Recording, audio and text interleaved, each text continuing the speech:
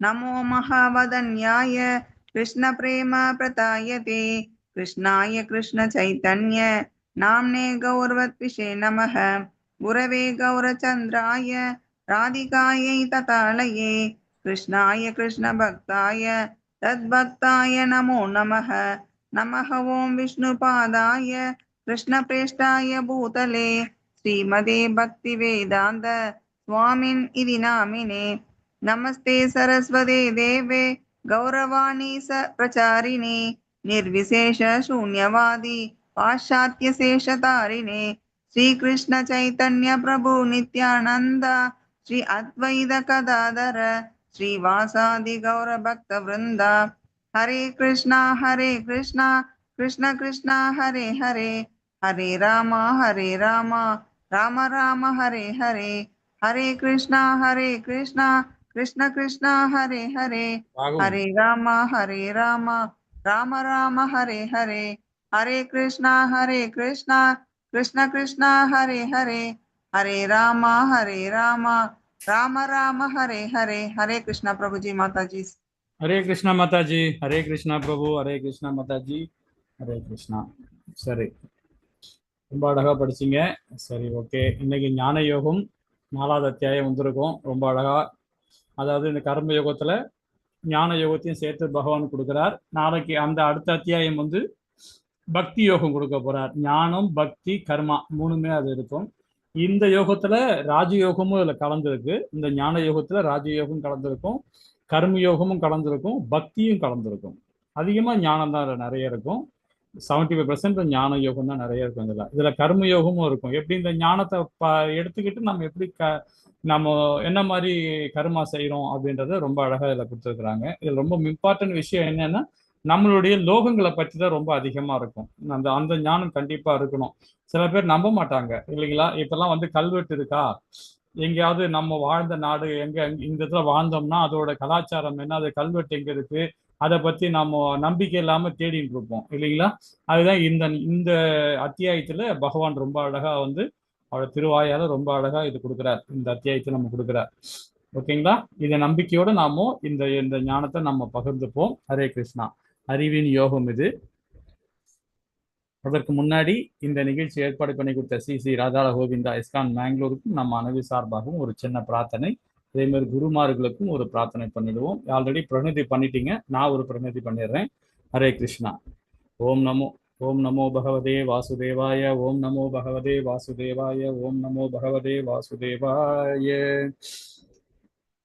नमो ओं विष्णुपादाय कृष्णप्रसाय पूतले श्रीमती जयपतक स्वामी नामनि नमाचार्य पदाय अनुदाय कृपधारणी गौरकथा धामोदय धारणी।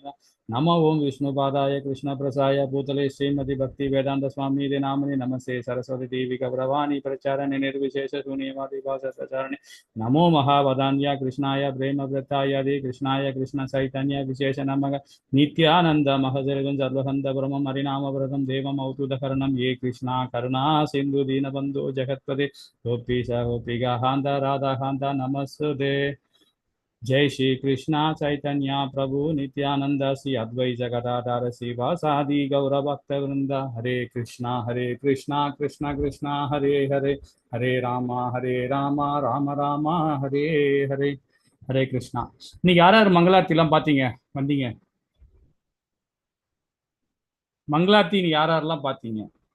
நாங்க வந்தோம். இன்னைக்கு என்ன டிஃபரெண்டா பார்த்தீங்க?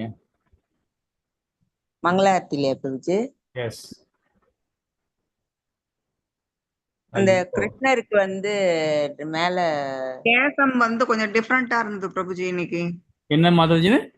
கேசம் அதாவது முடி. இன்னைக்கு வந்து இன்னைக்கு ஃபர்ஸ்ட் பார்த்தேன் பிரபு. இன்னைக்கு டர்பன் டிஃபரெண்ட், வந்து அதான் இன்னைக்கு டர்பன் டிஃபரெண்டா எப்ப மாதிரி இல்ல, நீங்க இது கருப்பா இது வச்சிருந்தீங்க. ஓகே, 2 நாள் டர்போ வச்சிருந்தேன். இன்னைக்கு வந்து பாத்தீங்கன்னா அழகா பகவானுக்கு கொண்டை வச்சிருக்கேன்.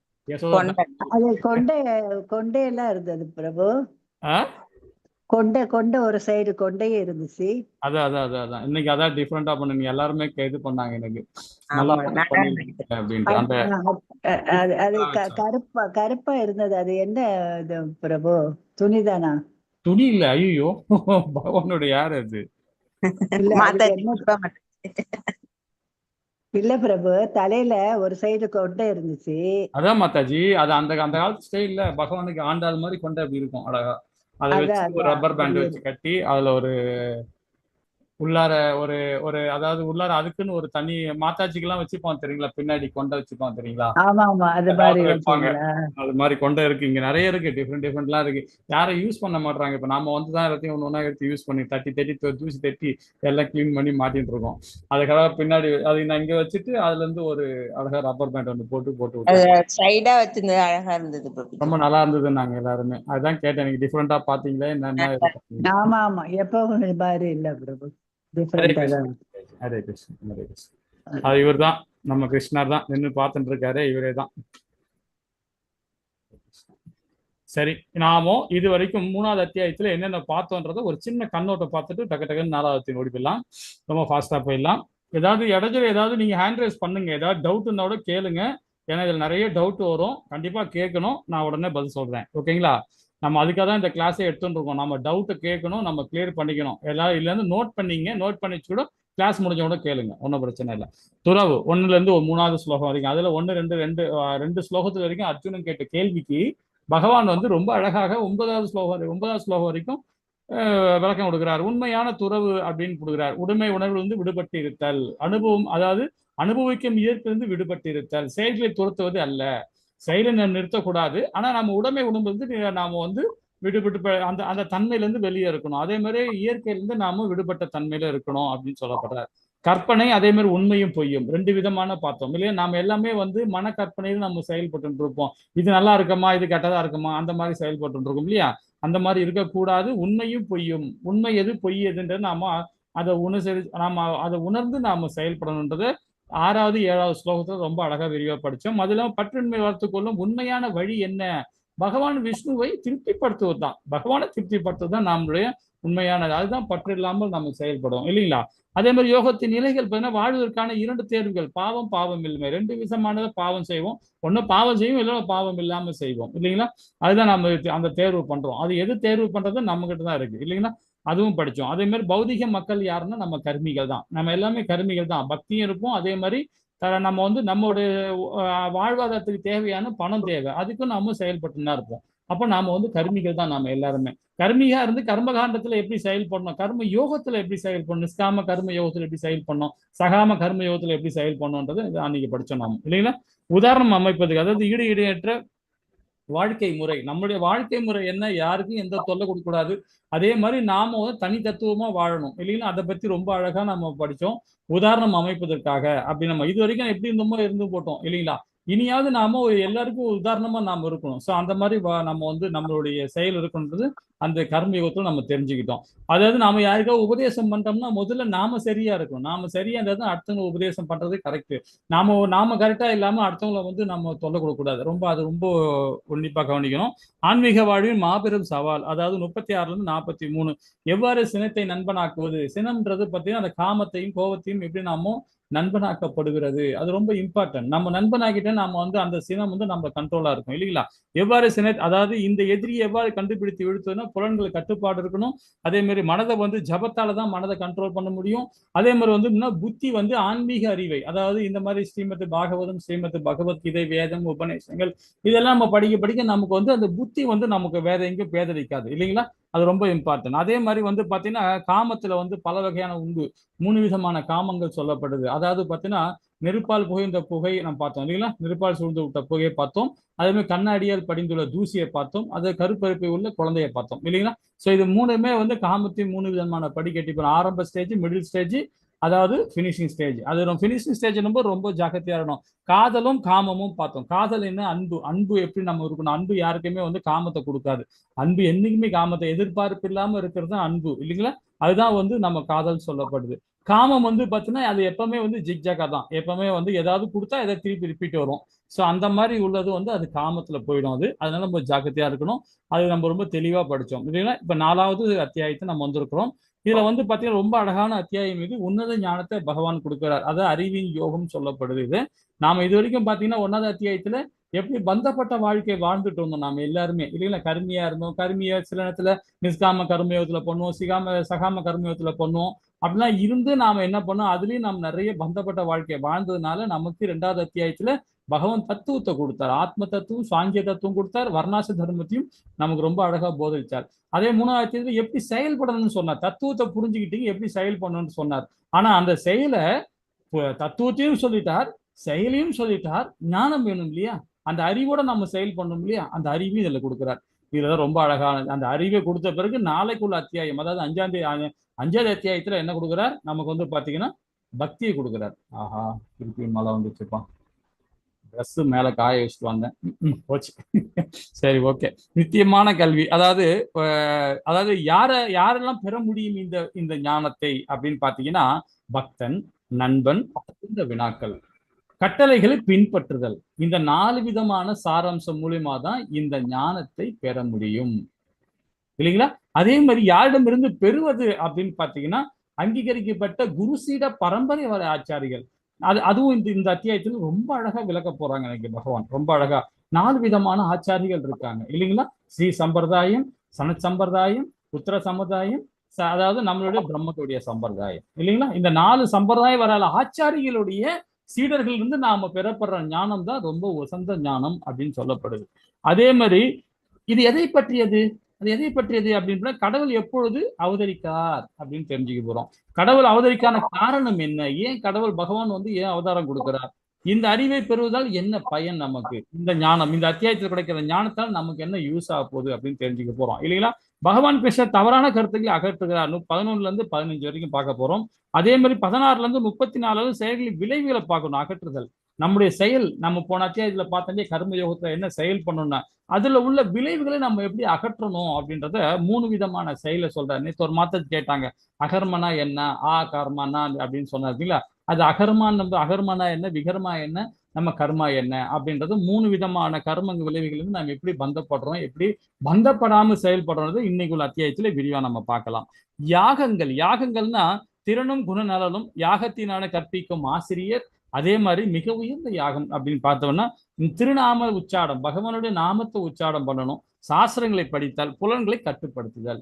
இந்த 3 சாராம்சம் மூலியமாகவும், அதே மாதிரி இந்த யாகத்தின் கற்பிக்கும் ஆசிரியர் எப்படிப்பட்டவராக இருக்கணும், அதே மாதிரி திருணம் குணநலம், அதை மாதிரி நம்ம விரிவா நாமும் 42வது பதம் வரைக்கும் நாம இதை பார்க்க போறோம். 25ல இருந்து 42. ஓகேங்களா. சரி, இப்ப நாம இந்த அத்தியாயத்தை 4ஆ பிரிச்சிருக்கோம். இப்ப நித்தியமான கல்வி நமக்கு வந்து கிடைக்க போது, அந்த கல்வி என்ன, இந்த ஞானம் என்ன அப்படின்றத நாமும் இந்த 1ல இருந்து 10வது பதம் வரைக்கும் நாம அதை கோடிட்டு காட்டுறேங்க. ஃபர்ஸ்ட்ல வந்து இந்த பகவத்கீதை உண்மை உருவில், இது நம்ம ரொம்ப இம்பார்ட்டன்ட் இல்லைங்களா. இந்த அத்தியாயத்துல ரொம்ப சிறப்பான விஷயம் என்னன்னு பாத்தீங்கன்னா, இந்த பகவத்கீதை இது யாரால பேசப்பட்டது, எப்ப பேசப்பட்டது அப்படின்றத நாம இப்ப தெரிஞ்சுக்க போறோம் இல்லைங்களா. இப்ப நம்ம எல்லாருக்கும் தெரியும், ஒரு சில இந்த பழைய பக்தர்கள் இருக்காங்க, அதாவது 4வது 3வது லெவல்ல இருக்கவங்களாம் இருக்காங்க இதுல. அதனால அவங்க டக்குன்னு பதில் சொல்லிடுவாங்க இல்லைங்களா. ஆனா முதல் லெவல்ல உள்ளவங்க மட்டும் பதில் சொல்லுங்க. அந்த 2வது 3வது 4வது லெவல்ல உள்ளவங்க யாரும் பதில் சொல்ல வேண்டாம். 3வது 4வது 5வது உள்ளவங்க, இந்த போன அத்தியாயத்துல போன பேட்ச்ல இருந்தவங்க இன்னைக்கு 2வது லெவல்ல இருக்கவங்க மட்டும் பதில் சொன்னா போதும். அது யார் பேசுறாங்கன்னு தெரியல. ஓகே, பார்ப்போம். பகவத்கீதை முதல்ல யாரால பேசப்பட்டது, அது விளக்கம் யாரா ஒரு ஆன்சர் தான் கொடுக்க முடியுமா? இந்த பகவத்கீதை முதல்ல யாருகிட்ட பேசப்பட்டது? அர்ஜுனன் கிட்ட. அதே போல் யார் சொன்னது? மாதாஜி நீங்க 2வது லெவலா நீங்க இது? ஆமா பிரபுஜி. ஓகே மாதாஜி, சரி மாதாஜி. வேற யாராவது பதில் சொல்ல முடியுமா? மாதாஜி சொன்னாங்க அர்ஜுன்கிட்ட முதல்ல உபதேசம் பண்ணியிருக்கிறார். அர்ஜுனன் தான். சாம்பலா மாதாஜி, சரி, ஓகே. பிரபுஜி சூரிய பகவானுக்கு உபதேசம் பண்ணாரு. சூரிய பகவான், ஓகே. இப்ப கடைசியா சொன்ன மாதாஜி தான் கரெக்ட். முதல்ல வந்து விசுவானுக்கு பகவான் வந்து முதல்ல சூரிய பகவானுக்கு நிறைய நாமங்கள் இருக்கு. அதுல விசுவான் சொல்ற அந்த நாமத்தின் மூலியமா தான் பகவான் முதல்ல ஸ்ரீமத் பாகவதத்தை அவருக்கு தான் உபதேசம் பண்ணார் அப்படின்றத நம்ம மூல புரிஞ்சுப்போம். ஓகேங்களா. இப்போ இந்த இடத்துல வந்து பகவான் அதான் சொல்ல வர்றார் இந்த அத்தியாயத்துல வந்து, ஏன் நான் உனக்கு இந்த கீதையை உபதேசம் பண்றேன், இதுக்கு முன்னாடி நான் வந்து ஆல்ரெடி சூரிய பகவானுக்கு உபதேசம் பண்ணி இருக்கிறேன்றது இங்க அர்ஜுனனுக்கு திருப்பியும் அவரு கொடுக்குறாரு. ஏன்னா அவன் கேட்கிற கேள்வி ஒண்ணு ஏழகமா கேட்டுட்டு இருப்பான் அர்ஜுனன். நீயும் நானும் ஒன்னா தானே பிறந்தோம், முன்ன பின்ன பிறந்திருப்போம், அந்த சமகாலத்துல பிறந்துட்டோம், உனக்கு மட்டும் எப்படி இதெல்லாம் தெரியும் அப்படின்ற மாதிரி கேட்பாரு இவரு. அதுதான் இவர் பதில் சொல்லுவார், அடே நான் தாண்டா பரமாத்மா. ரொம்ப அழகா கொடுப்பாரு இந்த இடத்துல எல்லாம். நான் தாண்டா பரமாத்மா. இதுக்கு முன்னாடி இதே கீதையை நான் முன்னாடி சூரிய பகவானுக்கு விசுவானுக்கு இது பண்ண அப்படின்றார். சரி, இப்ப முதல்ல நம்ம இதுக்குள்ள வருவோம், பிக்சருக்குள்ள வருவோம். முதல்ல 3 விதமான விஷ்ணுக்கள் இருக்காங்க. 3 விதமான விஷ்ணுக்கள். இதை நாம 7வது அத்தியாயத்துல விரிவா படிக்கலாம். இருந்தாலும் இப்போதைக்கு ஒரு சின்ன விளக்கம் மட்டும் நம்ம பார்ப்போம். ஓகேங்களா? முதல்ல பாத்தீங்கன்னா 3 விதமான விஷ்ணுகள் இருக்காங்க. அந்த விஷ்ணுகள் பேர்லாம் தெரியுமா? இப்ப புதுசா இருக்கவங்க பழைய பக்தர்கள் எல்லாமே பதில் சொல்லலாம். 3 விதமான விஷ்ணு இருக்காங்க. ஒரு விஷ்ணு பேரை சொல்ல முடியுமா?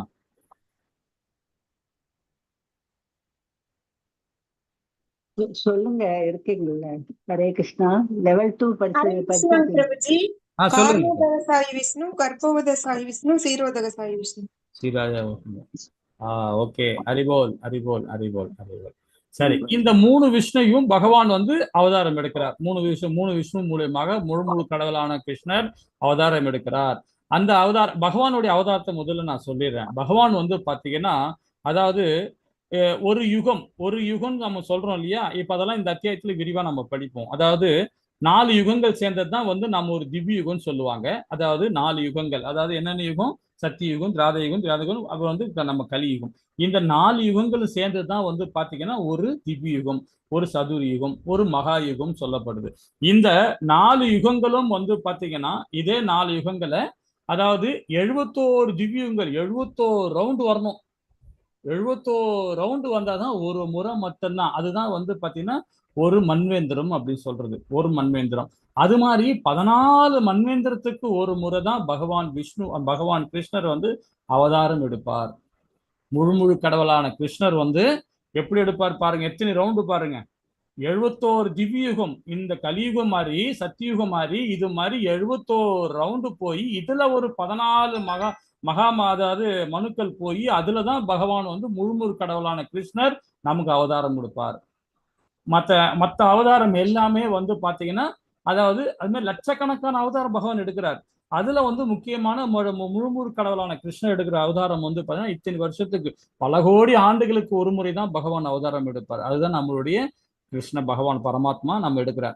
சோ அவர் என்ன பண்றாருன்னா, காரண உதய சாய் விஷ்ணுவா, அதாவது தனிமையில இருப்பார். அப்ப எந்த அண்டசராங்க யாருமே கிடையாது, எந்த தேவர்களும் கிடையாது, ஏன் கனகவல்லி தாயார் கூட கிடையாது, கனகவல்லி தாயார், லட்சுமி தாயார் கூட கிடையாது. அந்த இடத்துல தனிமையில படுத்துட்டு இருப்பார், தனிமையில இருப்பார். கார்போக உதயசாய் விஷ்ணு. அவர் உடம்புல இருந்து வர ஒரு வேர்வை துளிகள் இருக்கு பாத்தீங்களா, அந்த துளிகளை தான் ஒரு அண்டமாக உருவாக்கப்படுது. ஒரு அண்டம் அப்படியே முத்துக்கள் எப்படி மணி கோத்தா எப்படி இருக்கும், மணி கோத்தா எப்படி இருக்கும், மாலை போத்தா எப்படி இருக்கும், அந்த மாதிரி ஒன்னொன்னா பகவான் அப்படியே ரோமத்திலிருந்து அப்படியே ஒரு இதா வரும். ஒரு அண்டம். அந்த அண்டத்துக்குள்ளதான் நாம ஒரு அண்டத்துல இருக்கோம். அந்த ஒரு அண்டத்துக்குள்ள 14 லோகத்துல ஒரு அண்டம்ன்றது, அதுக்குள்ள 14 லோகம் இருக்கும், 15 லோகம் இருக்கும், 20 லோகம் இருக்கும். அது மாதிரி கோடிக்கணக்கான அண்டங்கள் இருக்கு. இன்னைக்கு சயின்ஸ் சொல்லியிருக்காங்க இல்லையா, இன்னைக்கு இங்க ஒரு கேலரி இருக்கு, இங்க ஒரு கேலரி இருக்கு, இங்க ஒரு கேலரி, இந்த கேலரிக்குள்ள 1008 கிரகங்கள் இருக்குன்றாங்களே. அது மாதிரி ஒரு அண்டமா நம்ம ஆழ்வேக அண்டத்துல பாத்தீங்கன்னா, நம்மளுடைய அண்டம் பாத்தீங்கன்னா நமக்கு 14 லோகங்கள் இருக்கு இல்லைங்களா? அந்த 14 லோகங்களை பகவான் ஒரு அந்த அண்டத்துக்குள்ளதான் ஒரு கார்போக உதய சாய் விஷ்ணு இருக்கிறார், ஒரு அண்டத்துக்குள்ள. அது மாதிரி ஏகப்பட்ட அண்டங்கள் இருக்கு. ஏகப்பட்ட அண்டத்துக்குள்ளேயும் கார்போக உதய சாய் விஷ்ணு இருக்கிறார். நல்லா புரிஞ்சுக்கணும். அதாவது காரண உதய சாய் விஷ்ணு ஒருத்தர் தான் இருப்பார், அவர் தனிமையில ஒரு ஆள் தான் இருப்பார். அவர்கிட்ட இருந்து வர ஒரு அண்டத்துக்குள்ளேயும் ஒரு கார்போக உதய சாய் விஷ்ணு இருக்கிறார். அப்போ காரண உதய சாய் விஷ்ணு ஒருத்தர் தான் இருப்பார். கார்போக உதய சாய் விஷ்ணு பல விஷ்ணுக்கள் இருக்கிறாங்க. கார்போக உதய சாய் விஷ்ணு ஒரு அண்டத்துக்கும் ஒரு கார்போக உதய சாய் விஷ்ணு. அந்த கார்போக உதய சாய் விஷ்ணு தான் என்ன பண்றார், அதாவது அதுல ஃபர்ஸ்ட் பிரம்மாவை படைக்கிறார். எல்லாருமே ஒரு கார்போக உதய சாய் விஷ்ணு ஒரு அண்டத்திலையும் ஒரு பிரம்மாவை படைப்பாங்க. நாம ஒரு பிரம்மா கிடையாது, எல்லா அண்டத்துக்குள்ளேயும் பிரம்மா இருக்காங்க, எல்லா அண்டத்துக்குள்ளேயும் சிவன் இருக்காங்க, எல்லா அண்டத்துக்குள்ளேயும் தேவர்களும் இருக்கிறாங்க, எல்லா அண்டத்துக்குள்ளேயும் உயிர் வாழியும் இருக்கப்படுகிறது. இது நம்முடைய வேதங்கள்ல ரொம்ப அழகா கொடுக்கப்பட்டிருக்காங்க. ஓகேங்களா? இப்போ நம்ம லோகத்துக்கு வந்துருவோம். இப்போ இந்த இடத்துல வந்து கார்பகோதய சாயி நமக்கு என்ன பண்ற 4 தலை பிரம்மாவை முதல்ல நம்ம படைக்கிறோம். 5 தலை பிரம்மா தான் அவரு, அதுக்கப்புறம் ஒரு தலையை கட் பண்ணிட்டாங்க, அது ஒரு கதை, அது விட்டுருங்க. நம்ம 4 தலை பிரம்மா மட்டும் கதை சொல்லுவோம். 4 தலை பிரம்மா முதல்ல வந்து ஒரு அவர் வந்து முதல்ல வந்து பகவான் என்ன பண்றார், அவரை நம்ம ஃபர்ஸ்ட் வந்து ஜனிக்கிறார். அவரை வந்து பாத்தீங்கன்னா அவர் வந்து தாமரை பூல ரொம்ப அழகான, அதாவது பகவானுடைய தொப்புள் கிடையாது பகவானுக்கு, அந்த வயிற்று பாகத்துல இருந்து ஒரு கொடி போகும். கார்பகோதய சாய் விஷ்ணு வயிற்றுல இருந்து ஒரு கொடி போகும் இல்லையா, அந்த கொடியில அந்த தாமரை மலர் மேல உட்கார்ந்து இருப்பவர் தான் நம்முடைய பிரம்மா. அவரை தான் முதல்ல படைக்கிறார். நம்ம பகவானுக்கும் நம்ம பிரம்மாவுக்கும் அந்த தாமரை பூக்கும் நடுவில் ஒரு தண்டு போகுது இல்லையா, இந்த தாமரை பூக்கும் பகவான் வயிற்றுக்கும் ஒரு கனெக்டிங் இருக்கு இல்லையா, அந்த டியூப், அந்த டியூப்புக்குள்ளதான் இந்த 14 லோகங்களும் இருக்கு. இந்த அண்டமே வந்து அதுக்குள்ளதான் இருக்கு. அப்போ நாம எங்க இருக்கிறோம் பாருங்க, பாத்தீங்களா, அதை புரிஞ்சுக்கணும் நல்லா. அது அப்போ இந்த பகவானுக்கும் நம்ம தாமரை பூக்கும் நடுவுல உள்ள தண்டு இருக்குல்ல, தாமரை தண்டு, அந்த தண்டுக்குள்ளதான் இந்த 14 லோகங்களும் இருக்கு. ஓகேங்களா, இது வேதத்துல ரொம்ப அழகா கொடுக்கப்பட்டிருக்காங்க. ஓகேங்களா. அப்புறம் பிரம்மாவுக்கு வந்து வேதத்தை முதல்ல போதிக்கிறார். அதால கணிக்கவே முடியல, அவரால் அந்த வேதத்தை உள்வாங்கவே முடியல அவரால். பகவான் போதிக்கிறார், அவருக்கு முதல்ல போதிக்கிறார். போதிக்கும் போது அவரால் உள்வாங்கவே முடியல அவரால். ஒரு நேரம் என்ன ஆச்சுன்னு பாத்தீங்கன்னா, அதுக்குன்னு அவர் என்ன பண்றாரு, லட்சக்கணக்கான வருடங்கள் அவர் தவம் இருக்கிறார் பகவான் கிட்ட. லட்சக்கணக்கான வருடங்கள் தவம் இருந்து என்னால அது போதிக்க முடியும், என்னால அது இது பண்ண முடியல, சரி பண்ண முடியல, என்னால ஞாபகப்படுத்த முடியல, எனக்கு இது பண்ணி கொடுங்க, திரும்ப சொல்லி கொடுங்க. திரும்பவும் பகவான் என்ன பண்றார், பிரம்மாவுக்கு அந்த வேதத்தை போதிக்கிறார். எப்படி சிருஷ்டியை உருவாக்கணும், எப்படி இந்த அண்டத்தை 14 லோகத்தையும் எப்படி நீ கண்ட்ரோல்ல வச்சிருக்கணும், யார் யாரை படைக்கணும் அப்படின்றத பிரம்மா கிட்ட அந்த போதனை சொல்லி கொடுக்கிறார். முதல்ல பகவான் பேரு கார்போகோதய சாய் விஷ்ணு. காரணக்கடலை கிடையாது, கார்போகோதய சாய் விஷ்ணு. அவர் பகவானுடைய கடமை எவ்வளவு அழகா செய்யறாரு பாருங்க, ஒண்ணு ஸ்டெப்பா செஞ்சுட்டு வர்றாரு பாருங்க. இவர் என்ன பண்றாரு, இவர் நம்மளுடைய பிரம்மா என்ன பண்றாரு, அந்த போதனையை வாங்கிக்கிட்டு அதுக்கப்புறமா இதுக்கு ஒரு சின்ன ஒரு கதை சொல்றேன். கதைன்னா ஒரு சின்ன இது ஒண்ணு. ஒரு வாட்டி ஒரு பக்தன் நல்ல பகவானுகிட்ட பிரம்மா கிட்ட ரொம்ப பிரியமா இருக்கிறாரு. அவரு பிரம்மாவுடைய பக்தன் அவரு. அப்போ அவரு அந்த பக்தர்கிட்ட கேட்கிறார், அப்பா நீ நிறைய இது தவம்லாம் பண்ண, உனக்கு என்ன தவம் வேணும், உனக்கு என்ன இது வேணும்னு கேட்கிறாரு. உடனே அவர் கேட்கிறாரு, எனக்கு ஒன்றும் இல்லை, நீங்க எப்படி இந்த லோகத்தெல்லாம் உருவாக்குனீங்க, அதாவது இந்த லோகத்தையும் இந்த ரிஷ்டிலாம் எப்படி உருவாக்குனீங்க அப்படின்றத நான் தெரிஞ்சுக்கணும். அதனால உங்களை மாதிரி நானும் இந்த சிருஷ்டியை நாங்க எப்படி பண்றீங்கன்றத நான் தெரிஞ்சுக்கிட்டு உங்களை மாதிரி நான் பிரம்மாவா இருக்கணும் அப்படின்னு சொல்லிட்டு கேட்கிறாரு. பிரம்மா தலையிலே கை வைக்கிறாரு அந்த பக்தன்.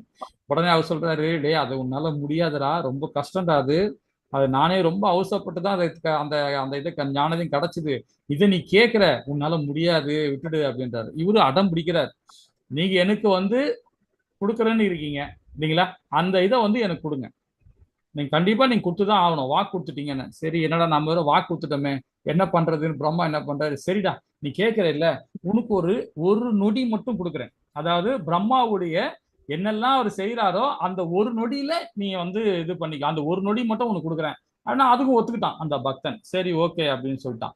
சரி, உடனே என்ன பிரம்மா என்ன பண்றாரு, அவருடைய எல்லா விதமான ஞானம், எல்லா விதமான தர்மம், எல்லா விதமான கர்மத்தையும் அந்த பக்தனுக்கு அவர் கொடுக்குறாரு.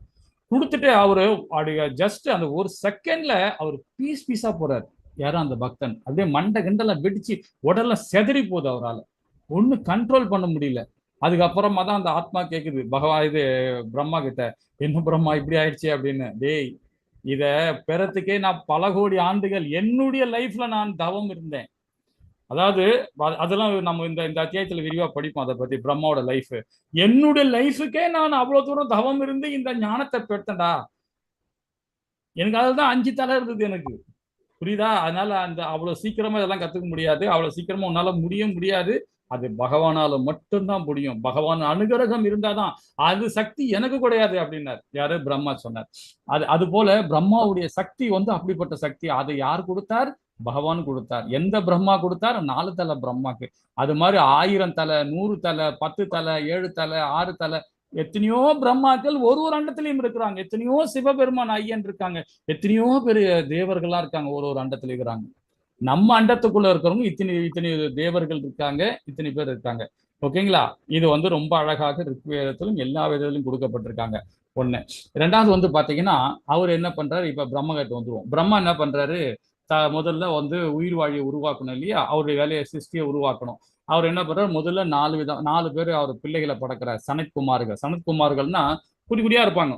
ஜட்டியே போட மாட்டாங்க, ட்ரெஸ்ஸே போடாம சுத்தி கிடப்பாங்க. 4 பேருமே குடி குடி குடியா இருப்பாங்க அவங்க. ஆனா பயங்கரமான ஆளுங்க, ரொம்ப ரொம்ப பவர்ஃபுல் காட்ஸுங்க அவங்க, தேவர்கள் அவங்க. அவங்க 4 சனத்குமாரர்கள், அதாவது பிரம்மாவோட புதல்வர்கள். அவங்க தான் சாபம் விட்டதே இந்த ஜெயா விஜயன், அதாவது தோரபாலகர். அதெல்லாம் பின்னாடி ஒரு நாள் கதையில சொல்லலாம். அது தோரபாலகர். அவங்க தான் வந்து இரணிகசிபு, இரணியன் இவங்கெல்லாம் உருவாகிறது அவங்க மூலியமா தான் உருவாகிறாங்க. ஸோ இது அந்த 4 விதமான சனத்குமார்களை முதல்ல படைக்கிறார், 4 புதல்வர்கள் அவங்க. அதுக்கப்புறம் பார்த்தீங்கன்னா 7 பிரஜாபதிகள், 7 பிரஜாபதிகளை படைக்கிறார் பிரம்மா படைக்கிறார். அதில் வந்து பார்த்தீங்கன்னா விஸ்வாமித்திரர், அது மாதிரி கசிப முனிவர், அப்புறம் பரத்வாஜர், இது மாதிரி இந்த 7 பேர் வருவாங்க, பெருமுனிகள் அவங்க. அவங்க வந்து பிரஜாபதிகள்னு சொல்லப்படுது. அவங்கெல்லாம் வந்து ஒரு உயிர் வாழியும் வந்து 10,000 லட்சக்கணக்கான உயிர் வாழியை உருவாக்குறவங்க. அவங்க மூலியமா தான் 14 மனுக்கள் வராங்க. 14 மனுக்கள் வராங்க. அந்த மனுக்கள் மூலியமா தான் ராஜ்யம் உருவாகுது. ஒரு ராஜ்யமா உருவாகுது. உருவாகும் போதுதான் இந்த மனுக்கள்ல வர்றத ஒருத்தர் தான் வந்து பாத்தீங்கன்னா, அதுல ஒரு மனுக்களோட புதல்வன் தான் வந்து பாத்தீங்கன்னா சூரிய பகவான். சூரிய பகவானா வர்றார். அந்த அதுலயும் வந்து இவரு கசிப முனியோட அவங்களுடைய இதுதான், அவங்களுடைய கணக்கு தான். கசிப முனியோட இதுதான் வரும், இவங்கெல்லாம் வருவாங்க. ஸோ அதெல்லாம் ஒரு பெரிய கதை. அதெல்லாம் படிக்கணும்னா நமக்கு இந்த யுகமே பத்தாது, அவ்வளோ விஷயங்கள் இருக்கு அதுல. ஸோ கசிப முனிவர் மூலியமா, அவங்க வம்சம் மூலியமா ஒரு மனுக்களா வர என்ன பண்ணும், அந்த மனுக்கள் மூலியம் தான் சூரிய பகவான் வர்றாரு. அப்ப சூரிய பகவான் கிட்ட தான் முதல்ல இந்த பகவத்கீதை என்ற விஞ்ஞான ஞானத்தை பகவான் விஸ்வானுக்கு உபதேசம் பண்றார். ஓகேங்களா? அதுக்கப்புறமா ராமபிரான் சத்தியயுகம் முடிஞ்சு அடுத்த யுகம், அந்த யுகத்துல திருப்பவும் வந்து என்ன பண்றாரு, அந்த இடத்துல வந்து பாத்தீங்கன்னா ஏகப்பட்ட, அது வரைக்கும் நல்லா போயிருந்த ராமபிரானோட ஆட்சி காலம் வரைக்கும் அந்த பகவத்கீதை எல்லாமே உணர்ந்து செயல்பட்டாங்க. சத்தியுகத்துக்கு அடுத்த யுகத்தோடு நல்லா செயல்பட்டாங்க. ராமபிரான் வந்து அவருடைய அவதாரம் முடிஞ்சிட்டு அவர் கிளம்பிட்டார், பகவான் கிளம்பிட்ட பிறகு அதுக்கப்புறம் வந்த ராஜ்யங்கள்லாம் வந்து சரியில்லை. அதுக்கப்புறம் வந்த சரியில்லை. அது அடுத்த யுகம் திராவிட யுகம், பகவான் கிருஷ்ணர் அவதாரம் எடுத்த யுகம் அது. அந்த யுகத்துல வரும்போது தான் நிறைய பிரச்சனைகள்லாம் வர ஆரம்பிச்ச பிறகு பகவான் பூமாதேவி, பகவான் ஐயன் சிவபெருமான், அதுக்கப்புறம் பார்த்தீங்கன்னா நம்ம இவங்க பிரம்மா, எல்லா தேவர்களும் பகவான் கிட்ட முறையிடுறாங்க. இது மாதிரி ரொம்ப அதர்மம் அதிகமாயிடுச்சு. அதாவது தாயை வந்து மகன் கொல்றான், மகனை தாய் கொல்றாங்க. அந்த அளவுக்கு ரொம்ப மோசமா போயிடுச்சு. அந்த அளவுக்கு அதர்மம் அதிகமாகி போயிடுச்சு. பாத்தீங்கன்னா வாசுதேவரும் தேவகி தாயாரும் திருமணமாகி ஊருக்குள்ள வராங்க. கம்சன் என்ன பண்றான், தன் சகோதரி கூட பார்க்காம அந்த வர வேண்டிய இடத்து அந்த யாத்திரையில வராங்க, ஊருக்குள்ள வராங்க, போய் வெட்ட போறான். கேட்டா என்ன பண்றான், உன் 8வது குழந்தை எனக்கு கொல்ல போகுது அப்படின்றான். தாய் மாமன்ற முறை கூட பார்க்காம அது அந்த குழந்தை எனக்கு கொல்ல போகுது, அதனால நான் உன்னையே இப்பயே சாகடிச்சிடறேன்னு வரான். அப்ப அந்த அளவுக்கு அதர்மம் ஆயிடுச்சு. அந்த அளவுக்கு அதர்மம் ஆயிடுச்சு. தன்னுடைய மருமக கையில இறக்குறது புண்ணியம் நினைப்பாங்க. அதுதான் ஒரு நல்ல விஷயம். அது ஒரு மருமக கையில, ஒரு பிள்ளை கையில இறக்குறவங்க வந்து அவ்வளோ வந்து கோடி நன்மைன்னு சொல்லுவாங்க. அதோட கர்மா அது. அந்த கர்மத்துக்கு தகுந்த மாதிரி அந்த பாவ கர்மா நாமும் நம்மளுடைய பிள்ளை கையால நம்ம இறக்குறோம், நம்முடைய பேரன் கையால இறக்குறோன்றது அது புண்ணியம் சொல்லுது. ஏன்னா நம்ம பண்ண பாவத்தை இந்த பிறவில அனுபவிக்கணும்னு கருட பகவான் ரொம்ப அழகா உபதேசம் பண்றாரு. அதுல ரொம்ப அழகா அதுல சொல்லப்பட்டிருக்கு, அந்த வேதத்துல அந்த இதுல கொடுத்துருக்காங்க. சோ அதனால இந்த இடத்துல என்ன பண்றான், கம்சன் வந்து தன்னுடைய சகோதரியே அந்த இதுல கொள்றான். அந்த அளவுக்கு அதர்மம் ஆயினால பகவான் என்ன பண்றார், அந்த யுகத்துல தோன்றி திரும்பவும் 2வது முறையாக அர்ஜுனனுக்கு உபதேசம் பண்றார் இந்த கீதையை. இப்ப புரிஞ்சுக்கிட்டோமா இந்த கீதையை? ஆனா அந்த காலகட்டத்துல சொன்ன விதமும் இந்த காலகட்டத்தில் சொன்னதும் டிஃப்ரெண்ட் கிடையாது. ரெண்டுமே ஒரே தான். கீதை வந்து அந்த காலத்துல என்ன சொல்லப்பட்டதோ, அதாவது கோடான கோடி வருஷத்துக்கு முன்னாடி 120 மில்லியன் ஆண்டுகளுக்கு முன்பாக பகவான் விஸ்வானுக்கு சொன்னதை தான் திருப்பியும் யாருக்கு சொல்றார், அர்ஜுனனுக்கு உபதேசம் பண்றார். ஓகேங்களா? வேதம் என்னைக்குமே மாறாது, நாம தான் மாறிக்கிட்டே இருப்போம். ஓகேங்களா? ஹரே கிருஷ்ணா. இப்ப நம்ம ஒரு அளவுக்கு நம்ம புரிஞ்சிருப்போம்னு நினைக்கிறேன். இதுல ஏதாவது டவுட்னா நீங்க பின்னாடி கேட்கலாம். இனி வரதுல வந்து நம்ம பிரம்மாவுடைய லைஃப், நம்ம அதாவது இந்த லோகத்தோட லைஃப், இதெல்லாம் பத்தி விரிவா நம்ம ஒரு ஸ்லோகம் மூலமா பகவானே நமக்கு உபதேசம் பண்ணுவார். ஓகேங்களா? இப்ப நான் முக்கியமா இந்த சாப்டரை படிச்சிட்டோம். இப்ப இதுக்கு மேல வர விஷயங்கள் இனி ஒண்ணு சொல்ல ஆரம்பிப்பார். சரி, முதல் ஸ்லோகம் பகவானே இங்கே உபதேசம் பண்றார். முதல் ஸ்லோகம் படிக்கிறீங்களா? ஹரே கிருஷ்ணா மாதாஜி. हरे कृष्ण प्रभुजी। ஹரே கிருஷ்ணா. श्री भगवान उवाच इमं विवस्वते योगं प्रोक्तवानहमव्ययं विवस्वान् मनवे प्राह मनुर्इक्ष्वाकवे ब्रवीत्। हरे ஹரே कृष्ण। கிருஷ்ணா, ஹரே கிருஷ்ணா. இதுதான் ஃபர்ஸ்ட் ஸ்லோகத்திலே பகவான் சொல்லிட்டார். என்ன சொல்றாரு பாருங்க.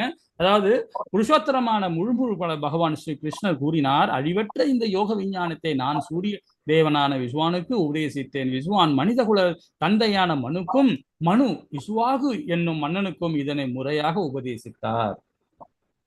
நான் அதாவது இதை தெரியணுன்றதுக்காக தான் இந்த 25 நிமிஷமா நான் உங்களுக்கு அதை கோடிட்டு காமிச்சேன். எந்தெந்த லோகத்துல யார் யார் என்னென்ன படைச்சாங்க, இதுக்கப்புறமா யாரன்னா இந்த ஒரு ஸ்லைடுக்காக தான் நான் இவ்வளவு விஷயங்கள் சொன்னது. இல்லைன்னா நம்ம டக்குன்னு புரியுமா பாருங்க.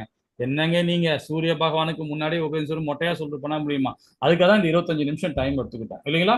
இனி வர வர நம்ம நிறைய விஷயங்கள் சொல்லும் போது பகவான் சொல்லும் போது நமக்கு சீக்கிரமா அது கிடைக்கும், நமக்கு விஷயம் கிடைக்கும் இல்லைங்களா?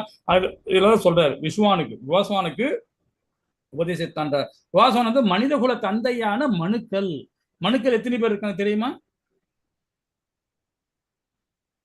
இப்பதான் கொஞ்ச நாள் முன்னாடி சொன்னேன். லெவல் ஒன்லயும் படிச்சிருக்கோம் நாம. 14 பிரபுஜி. 14 கரெக்ட். அதே மாதிரி 14 மனுக்கள்ல நாம எத்தனாவது மனுக்கள்ல இந்த யுகம் இப்ப நடக்குது அது எங்க தெரியுமா? நம்ம முதல் லெவல்ல படிச்சிருக்கோம்.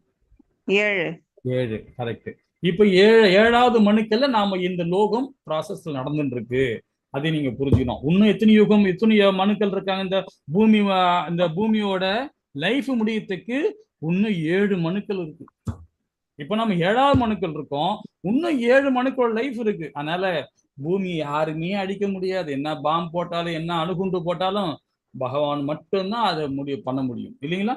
அழிவே கிடையாது ஒரு லோகத்துக்கு. அழிவு உண்டு எப்படின்னா பகவான் கிட்ட மட்டும்தான் இருக்கு. அதை பத்தி விரிவா நம்ம படிப்போம். அதை ரொம்ப அழகா சொல்றார். மனு விஸ்வாகு மன்னனும். விஸ்வாகுன்றது யாருன்னா ராமபிரானோட மூதாதியர்கள். ராமபிரான் இருக்காரு இல்லையா, அவருடைய மூதாதியர்கள் தான் விஸ்வாகு மன்னர். சோ இதனை முறையாக உபதேசித்தேன் அப்படின்றார் இல்லைங்களா? இதை புரிஞ்சுக்கலாம். இந்த அறிவை தோற்றம் வேத கால அளவு, அதாவது பகவத்கீதை வேதங்கள் சின்ன குறைபாடு இல்லாதது. இதை நம்ம நல்லா புரிஞ்சுக்கணும் இல்லைங்களா? அதாவது வேத கால அளவுன்னு நம்ம சொல்லப்படுது. இதை பத்தி எல்லாம் விரிவா நாம இன்னும் ஒரு ஸ்லோகத்துல விரிவா நம்ம படிப்போம். இப்ப 2வது ஸ்லோகத்துல அதாவது அர்ஜுனன் கேள்வி கேட்க போறார். இதை முடிச்சிடலாம். ஒரு நிமிஷம். ஓகே, இப்போ வேத கால அளவு அர்ஜுன் ஒண்ணு வரல, இந்த தான் வருவாரு. இப்போ வேத கால அளவு 4 யுகங்கள் சுயற்சி. இப்ப நம்ம இங்க வந்துருவோம். இப்போ மகாயுகம் சதுர்யுகம் சொல்லப்படுது. சதுர்யுகம் மகாயுகம் சொல்லப்படுது. 4 விதமான யுகங்கள் நாம சதுர்யுகம் சொல்லப்படுது. ஒரு திவ்ய யுகம் சொல்லலாம், ஒரு மகாயுகம் சொல்லலாம். ஓகேங்களா? இப்போ ஃபர்ஸ்ட் நம்மளுடைய யுகம் நாம இப்ப நடக்கிறது என்ன யுகம்? கலியுகம். கலியுகம் ஒரு இரும்பு காலம் சொல்லப்படுது. அது பாத்தீங்கன்னா இது 4,32,000 வருடங்கள் ஒரு கலியுகம். 4,32,000 வருடங்கள். இதை திரும்பவும் 4,32,000 கூட்டினீங்கன்னா தான் அடுத்தது துவாரயுகம் வரும். துவாரயுகத்துல 8,64,000 வருடங்கள் அந்த நமக்கு முன்னாடி யுகம். அந்த யுகத்தோட இன்னும் 4,32,000 வருடங்கள் நீ கூட்டணும். ஏன்னா பாத்தீங்கன்னா நம்மளுடைய கலிகாலம் தான் பேசிக். அதுதான் பேசிக்கா நம்மளுக்கு சொல்லப்பட்டிருக்கு. அதுல இருந்து இன்னொரு அதை டபுள் ஆக்கணும். அது கூட இன்னொரு 4,30,000 கூட்டிங்கன்னா 12,96,000 வருடங்கள் தான் திராத யுகம். அது ராமபிரானோட அவதாரம் கொடுத்த யுகம். அந்த யுகத்துல வருது. அதோட சேர்த்து இந்த 12,96,000 வருடத்தை 4,32,000 வருடங்கள் கூட்டினா 17,68,000 வருடங்கள் வரும். இதுதான் சத்தியுகம். இந்த 4 யுகங்களையும் டோட்டல் பண்ணணும். இந்த 4 யுகங்களையும் டோட்டல் பண்ணாதான் பாத்தீங்கன்னா ஒரு திவ்ய யுகம், ஒரு மகாயுகம், ஒரு சதுர்யுகம் சொல்லப்படுது. ஓகேங்களா? இது ஒரு ஸ்கிரீன்ஷாட் எடுத்துங்க. சத்தியுகம் பொற்காலம், அதே மாதிரி திராத யுகம் வெள்ளி காலம், துவாரயுகம் வெண்கல காலம், இது பாத்தீங்கன்னா இரும்பு காலம். ஆனா இந்த 3 காலத்திலையும் பகவானை அடைய முடியாது. அடையணும்னா இந்த 3 யுகத்திலையும் அடையணும்னா பகவானுக்கு ஹரிபக்தி ரொம்ப அதிகமா வேணும், ரொம்ப கஷ்டம் பண்ணும். ஆனா அதே இரும்பு யுகத்துல கலியுகத்துல பகவான் லோகத்துக்கு போறதுக்கு ரொம்ப ஈஸி. ரொம்ப ஈஸி. அதுக்கு என்ன காரணம்னு பாத்தீங்கன்னா, இந்த எல்லாம் பாசாங்குத்தனமான லோகம் இது, இந்த கலிகாலம், இந்த கலிகாலத்துல. அப்ப நாம என்ன பண்ணணும்னா ஹரிபக்தியோட இருந்தா போதும். ஆனா அதே சத்தியுகத்துல 10,000 வருஷம் கசிப முனிவர் போனாருன்னு வச்சுக்கலாம், அவர் போய் யாகம் எடுக்க போற தவம் பண்ண போனாருன்னா 1,00,000 ஆண்டுகள், 10,000 ஆண்டுகள், 20,000 வருஷம் பொறுத்து தான் வீட்டுக்கே வருவார் அவர். ஆனா அதே மாதிரி அப்பெல்லாம் வாழ்ந்தவங்க எல்லாம் வந்து பாத்தீங்கன்னா வேதங்களை சொல்லப்பட்டது எல்லாமே லட்சக்கணக்கான வருடங்கள் வாழ்ந்திருக்கிறாங்க. ஆனா இப்ப நம்ம லைஃபை பாத்தீங்கன்னா 60 வருஷம் தாண்டதே பெரிய விஷயமாகுது இப்ப நமக்கு, இல்லைங்களா? அதே மாதிரி துவாதயுகத்திலயும் கொஞ்சம் லைஃப் கம்மி, அதோட துவாதயுகத்துல வந்து இன்னும் கம்மியாச்சு, நமக்கு ரொம்ப கம்மியா இருக்கிறோம். ஸோ இது மட்டும் நம்ம இது ஞாபகம் வச்சுங்க. இந்த சதுயுகம் சொல்றது வந்து ஒரு திவ்ய யுகம் அப்படின்னு சொல்லப்படுது. இந்த 4 யுகங்களும் சேர்ந்துதான் ஒரு திவ்ய யுகம். அதே மாதிரி 71 திவ்ய யுகம், 71 ரவுண்டு வரணும். சத்தியுகம், திராதயுகம், திராகயுகம், கலியுகம், இந்த 4 யுகங்களும் 71 ரவுண்டு சுத்தி வந்தாதான் ஒரு மன்வந்திரம்.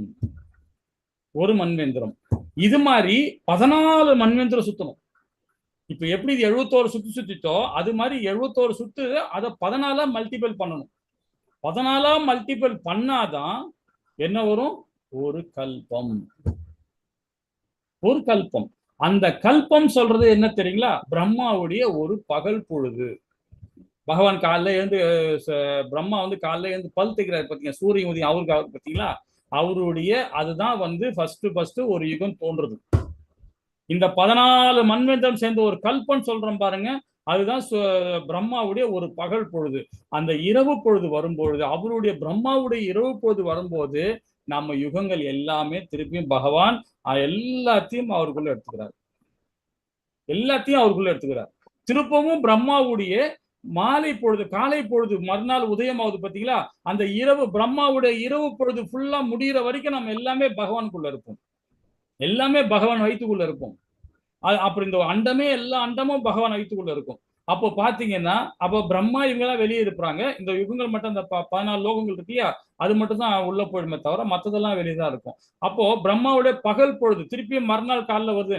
இப்படி பகல் பொழுது எவ்வளவு இருக்கோ 12 ஹவர்ஸ்னா அதே 12 ஹவர்ஸ் நைட்டு ஃபுல்லா 12 ஹவர்ஸ் இருக்கும். அப்ப நைட்டு ஃபுல்லா நம்ம எங்க இருப்போம்? பகவானுக்குள்ள இருப்போம். அதுக்கப்புறம் பிரம்மாவுடைய பகல் பொழுது வந்து பாத்தீங்களா, அப்பதான் திருப்பியும் நம்ம ஜனனம் ஆகும், திரும்பவும் நம்ம மறுபடியும் ஜனனம் ஆகும், இல்லைங்களா? திரும்பவும் என்ன பண்ணுவோம்? 71 சுழற்சி, திரும்பவும் 14 மன்வந்திரம். இந்த மன்வந்திரம் சுத்தினாதான் திரும்பவும் அது பகல் பொழுது. இது மாதிரி பிரம்மாக்கு 100 வருடங்கள் அவருடைய லைஃப், அவருடைய வருடங்கள் 100 லைஃப் சொல்லப்பட்டது வேதம். பிரம்மாக்கு லைஃப் உண்டு, அவரும் கட்டுண்ட ஆத்மா, அவருக்கும் இறப்பு உண்டு, அவருக்கும் பிறப்பு உண்டு. பிரம்மாக்கும் பிறப்பு உண்டு, இறப்பு உண்டு. அவருக்கும் வந்து பாத்தீங்கன்னா 100 வயசானா பகவான் கிட்ட போயிடுவார், அவர் ஐக்கியமாடி. எல்லா தேவர்களும் எல்லா உயிர் வாழிலும் பகவான் அண்டத்துக்குள்ள போயிடுவாங்க. ஓகேங்களா? சரி, இப்ப நாம 2வது ஸ்லோகத்துல பகவான் என்ன சொல்ல வர்றாரு பார்ப்போம். ஹரே கிருஷ்ணா மாதாஜி. வாசிங்க மாதாஜி. அடுத்தடுத்து வாசிங்க மாதாஜி.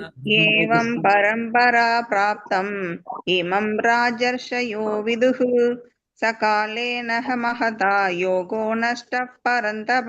ஹரே கிருஷ்ணா. ஹரே கிருஷ்ணா மாதா. இப்ப இது வரைக்கும் நாம இந்த சிருஷ்டி எப்படி உருவாக்குனாரு, அண்டத்தை உருவாக்குனாரு நம்ம தெரிஞ்சுக்கிட்டோம். இந்த வேதத்தை எப்படின்னா, இந்த வேதத்தை யாரு மூலியமா நம்ம கிடைக்கணும் அப்படின்றத இந்த ஸ்லோகம் மூலியமா, அத பரம்பரா உன்னத விஞ்ஞானத்தை சீடர்கள் சங்கிலி தொடர் மூலமாக பெறப்பட்டு அவ்வாறா புனிதமான மன்னர்களால் உணரப்பட்டது. ஆனால் காலப்போக்கில் தொடர் விட்டு போகவே இவ்விஞ்ஞானம் மறைந்து விட்டதை போல தோன்றுகிறது அப்படின்னு இந்த 2வது ஸ்லோகத்துல பகவான் உபதேசம் பண்றார். யாருக்கு? நமக்கு. அப்போ இந்த விஞ்ஞானம் ஏற்கனவே சொல்லப்பட்ட விஞ்ஞானம் சீட பரம்பரையில் வர ஆச்சாரிகள், அதாவது அந்த புனிதமான மன்னர்களால் உணரப்பட்டது. அதை காலப்போக்கில் அப்படியே வர வர வர ஒரு மன்னர்கள் அதை சரியா ஃபாலோ பண்ணல. அதை பகவான் இங்க கோடிட்டு காட்டுறார். அது அந்த இந்த ஸ்லோகத்தான சாராம்சத்தை நாம இப்ப விரிவா பார்ப்போம். ஹரே கிருஷ்ணா. ஒரு நிமிஷம். இப்ப இந்த இடத்துல பாத்தீங்கன்னா என்ன சொல்லப்பட்டிருக்கு அப்படின்னு பாருங்க. அதாவது காலத்தின் செயல்பாடு. இப்ப ஆன்மீக அறிவை அடையும் முறை வந்து பாத்தீங்கன்னா சரியான செயல்முறை இருக்கணும், தவறான செயல்முறை, 2 விதமான விளக்கம் இருக்கு, இல்லைங்களா? இப்ப நம்ம ஒரு விஷயம் சொல்றோம் பாருங்களேன். இப்ப நாம ஒரு 10 பேர் ஒரு 20 பேர் உட்கார்ந்துட்டு இருக்கோம், ரவுண்டா உட்காந்து. நம்ம அடிக்கடி சொல்லுவோம் இல்லையா, அந்த கதை தான். இப்ப ரவுண்டா 20 பேர் உட்கார்ந்து இருக்கோம்னா இந்த சைட்ல வலது பக்கத்துல இருக்கோம், நான் ஒரு கதை சொல்றேன், ஒரு ராமாயணத்துல ஒரு ஸ்டோரி சொல்றேன். ஒரு ராமாயணத்துல ஒரு ஸ்டோரி சொல்லி, எப்பா நீ அந்த ஸ்டோரி அவர்கிட்ட சொல்லுங்க, நான் என்ன சொல்லணும்னு அதை அப்படியே அவர்கிட்ட சொல்லுங்க அப்படின்னு நான் சொல்லி விடுறேன். அவர் என்ன பண்றாரு, பக்கத்துல இருக்கிற என் பக்கத்துல வலது பக்கத்துல இருக்கிறவரு அதை கேட்டுட்டு அதை அடுத்தவங்கிட்ட சொல்றாரு. அவரு என்ன பண்றாரு, நீ அந்த கதை கேட்டலப்பா, கேட்டேன், அடுத்த கதை சொல்லு, அப்படியே சொல்லி சொல்லி சொல்லி கடைசி அந்த இடது பக்கத்துல இருக்காரு பாத்தீங்களா, அவருக்கு அந்த ஸ்டோரி வருது. அவர் நான் சொன்ன ஸ்டோரி அவர் மூலியமா தாண்டி இவர்கிட்ட வருது. இவர் என்ன பண்றாரு, அவர் சொன்ன ஸ்டோரி எனக்கு சொல்லுங்க அப்படின்னு, நான் சொன்ன ஸ்டோரியை எனக்கு சொல்லுங்க அப்படின்னு கேட்கிறேன். அப்போ பாத்தீங்கன்னா அந்த ஸ்டோரி முழுமையா இருக்குன்றீங்க? டெஃபினட்டா இருக்காது, 100% இருக்காது. ஏன்னா நான் சொல்லும் போது என்னுடைய டாட் என்னவோ நான் கரெக்டா சொல்லிட்டேன். ஆனா அவருக்கு என்ன ஞானம் இருக்கு, அவர் எந்த சைட்ல இருக்கிறாரு, அவர் எந்த குணத்துல இருக்கிறாருன்னு எனக்கு தெரியாது இல்லைங்களா. நான் சொல்ல வேண்டிய கடமை நான் சொல்லிட்டேன், அவர் எப்படி புரிஞ்சுக்கிட்டாருன்னு தெரியாது. அதனால அவரு என்ன பண்ணுவாரு, அவரோட புரிதலுக்கு ஏத்த மாதிரி அந்த கதையை அவர்கிட்ட சொல்லுவார். அவருக்கு என்ன மாதிரி புரிதல் அடைஞ்சு தெரியாது, அவருக்கு ஒரு கதை, அவர் அந்த கதையை அவருக்கு போகும். இப்படியே போய் போய் ராமனுக்கு சீத்தப்பா சீதன் சொன்ன மாதிரி இங்க வரும். நீ என்கிட்ட சொல்லும் போது அப்படியே உல்டாவா வரும் கதை, அப்படியே உல்டாவா வரும். இதுதான் பாத்தீங்கன்னா நம்முடைய பேச்சு வழக்குல வர விஷயங்கள். யார்கிட்ட ஒண்ணு சொன்னோம்னு வச்சுக்கலாம், ஒருத்தர் எக்ஸ்ட்ரா சொல்லுவாரு, ஒருத்தர் கம்மி பண்ணி சொல்லுவாரு, அப்படியே போய் பெரிய ப்ராப்ளமா நிற்கும் இல்லைங்களா. அது போலதான், அதே போலதான் தவறான செயல்முறையும் இருக்கு, சரியான செயல்முறையும் இருக்கு. சரியான செயல்முறை என்னன்னா வேதம் தான். நம்ம ஆச்சாரிகள் சொல்லி கொடுத்த செயல்முறை மட்டும்தான் நாம பேசிக்கணும். பேச்சு வாக்குல இருக்கிற விஷயங்களை நம்ம படிக்கவே கூடாது, அதை உணரவே கூடாது. நம்ம முன்னோர்கள் சொன்னாங்க, நம்ம அப்பா அம்மா சொல்லி கொடுத்தாங்க, நம்ம பாட்டனார் முப்பாட்டனார் சொல்லி கொடுத்தாங்க, அந்த இதெல்லாம் எடுத்துக்கவே கூடாது. முப்பாட்டனார் அவங்களுடைய சம்பிரதாய பிரகாரம் வந்துகிட்டே இருப்பாங்க. அதே சில பேர் வேதம் படிச்சிருப்பாங்க, சில பேர் வேதம் படிக்காம முப்பாட்டனார் இருப்பாங்க, படிக்காமலே இருப்பாங்க. இதெல்லாம் அவங்க சொல்றதை வச்சு அவங்க அப்பா என்ன சொன்னாரு, அவங்க அப்பா என்ன சொன்னாரு, அப்படியே வழக்கத்துல வரும். ஆனா அதே பாத்தீங்கன்னா தலைகீழ வந்துடும். ஆனா வேதம் என்னைக்குமே மாறாது. அப்போ வேத சார்ந்த செயல்பாடு, அந்த வேதத்தை யார் கொடுப்பா, நம்முடைய குருமார்கள் தான் கொடுப்பாங்க, இந்த 4 ஆச்சாரிகள் தான் கொடுப்பாங்க. இந்த 4 ஆச்சாரிகள் மூலியமா கிடைக்கிற வேதம் தான் உகுந்த வேதம் இல்லைங்களா. நீங்க வேதம் சொல்லிட்டு எங்க புக் ஸ்டால் போனாலும் எங்க பார்த்தாலும் வேதம் சொல்லி விற்கிறாங்க, கூவி கூவி விற்கிறாங்க. தயவு செய்து அது மாதிரி புக்கில் கையெடுத்து கும்பிட அது மாதிரி புக்கெல்லாம் வாங்கி படிக்கவே படிக்காதீங்க. ஆச்சாரிகள் எழுதின புக்கை மட்டும் படிங்க. இந்த ஆச்சாரி எழுதினாரா அப்படின்னு படிங்க. ஸ்ரீ சம்பிரதாயத்துல ஒரு ஆச்சாரி படிக்கிறார், ராமானுஜ ஆச்சாரியில இருந்து யாரு அடுத்த ஆச்சாரி யாராங்க, இன்னைக்கு கரண்ட்ல யார் ஆச்சாரி இருக்காங்க, அவங்க யாரு எழுதுனாங்க அப்படின்றாங்க. அதுல இருந்து வர சீடர்கள், நிறைய சீடர்கள் இருப்பாங்க, கடாம்படான்னு எழுதி வைப்பாங்க. அதெல்லாம் தயவு செய்து படிக்காதீங்க ஓகேங்களா. இங்க என்ன சொல்லப்படுது, காலத்தின் செயல்பாடு அனைத்தையுமே அழியக்கூடியது. ஒரு காலத்துக்கு தகுந்த மாதிரி எழுதுவாங்க, அதெல்லாம் வாங்கி படிக்கவே கூடாது. குருசீட பரம்பரை வர ஆச்சாரிகள் எழுதின படிக்கணும். நம்ம இளமை இருக்கு, அழகு இருக்கு, ஞாபக சக்தி இருக்கு, நம்முடைய பார்வை திறன் ஆரோக்கியம் கட்டாயம் மதம்பு காரு பைக்கு மொபைல் போனு துணிமணிகள் இது எல்லாமே நம்ம ஒரு காலத்துக்கு தகுந்த மாதிரி மாத்தின்னு வரும். நாம இப்ப நான் சிகா வச்சிருக்கேன், இப்ப நம்ம எல்லாரும் சிகா வச்சிருக்கோம்ல, ஆனா கோடான கோடி வருஷத்துக்கு முன்னாடி நாம எல்லாம் சிகா வச்சிருந்தோம். எல்லா மனித பிறவிகளும் பூணல் போடுவாங்க. மனிதனா பிறந்தா எல்லாருமே பூணல் போடுவாங்க. அது சத்திரனா இருந்தாலும் சரி, சூத்திரனா இருந்தாலும் சரி, வைசியனா இருந்தாலும். இன்னைக்கு பிராமணன் மட்டும்தான் போடுறான். அதே மாதிரி இன்னொரு இதுல உள்ள போடுவாங்க இல்லைங்களா. அப்போ நம்ம எல்லாருமே சிகா வச்சிருந்தோம், அதே மாதிரி பூணல் போடுவோம். ஆனா இப்ப இல்லையா, நம்ம எல்லாமே கலாச்சாரம் மாறி போயிருக்கு. நீங்க பிராமணே போட மாட்டேன்றான் பூணல், பிராமணே குடிமை வைக்க மாட்டேன்றான். சோ அந்த மாதிரி போயிட்டு இருக்கு இல்லைங்களா. அப்போ இளமை, அழகு, ஞாபக சக்தி, பார்வை திறன், ஆரோக்கியம் கட்டாயம், காரு பைக் மொபைல் போன்றவை எல்லாமே காலுக்கு தகுந்த மாதிரி நம்முடைய கலாச்சாரங்கள் மாறிக்கொண்டே வருகிறது. ஆனால் வேதம் என்னைக்குமே மாறாது. வேதத்தை சார்ந்தவன் தன்னுடைய கலாச்சாரத்தை கரெக்டா போதிச்சு அதை செயல்படுவான். அந்த வேதத்தை அதுதான் பகவான் என்ன பண்ணாரு, அவரு 4 விதமான சம்பிரதாயத்தை உருவாக்கினார். முதல் சம்பிரதாயம் பிரம்ம கௌடிய சம்பிரதாயம், பிரம்மாவால உருவாக்கப்பட்ட சம்பிரதாயம். அதன் மூலியமா வருவதுதான் அதாவது மத்வாச்சாரியோட பரம்பரையில தான் நாம எல்லாருமே படிக்கிறோம். இப்ப நம்ம படிக்கிறது மத்வாச்சாரியோட பரம்பரையில் நம்ம படிச்சுட்டு இருக்கோம். அந்த குரு சீட பரம்பரையில் வரவர் தான் நம்ம 32வது ஆச்சாரியார் ஒருவர், நம்மளுடைய சீல பிரபுபாதா. பகவான் சைத்தன்யரும் அந்த இதுதான் வர்றார். பகவான் சைத்தன்யர், அதாவது குபி அவதாரம் சொன்னீங்களா, பகவானுடைய அவதாரம், அந்த அவதாரத்துல வரவர் தான் அதாவது அதுல அவருடைய குரு யாருன்னா மாதேந்திர பூரி, அதே பாத்தீங்கன்னா ஈஸ்வர பூரி. இவங்க 2 பேருமே அவருடைய குரு. அதுக்கப்புறம் வர அந்த அந்த வரிசையில வரவர் தான் வந்து நம்ம சீல பிரபுபாதா. அவருடைய போதனையில் தான் அவருடைய குரு என்ன சொன்னாரோ அது அப்படியே நமக்கு போதிக்கிறார். இந்த உண்மை உருவில் இந்த பகவத்கீதை, இந்த விஞ்ஞானத்தை நாம படிச்சுட்டு இருக்கோம். இது வந்து என்ன, பிரம்ம கௌடியா சம்பிரதாயம். அதே மாதிரி லக்ஷ்மி சம்பிரதாயம், நம்ம சவுத் இந்தியால ஃபேமஸான சம்பிரதாயம். நம்ம ஊர்ல நம்ம பரவி இருக்கிறது சவுத் இந்தியால லக்ஷ்மி சம்பிரதாயம், அந்த சி சம்பிரதாயம் சொல்றது. அது யாரும் ராமானுஜ ஆச்சாரியா.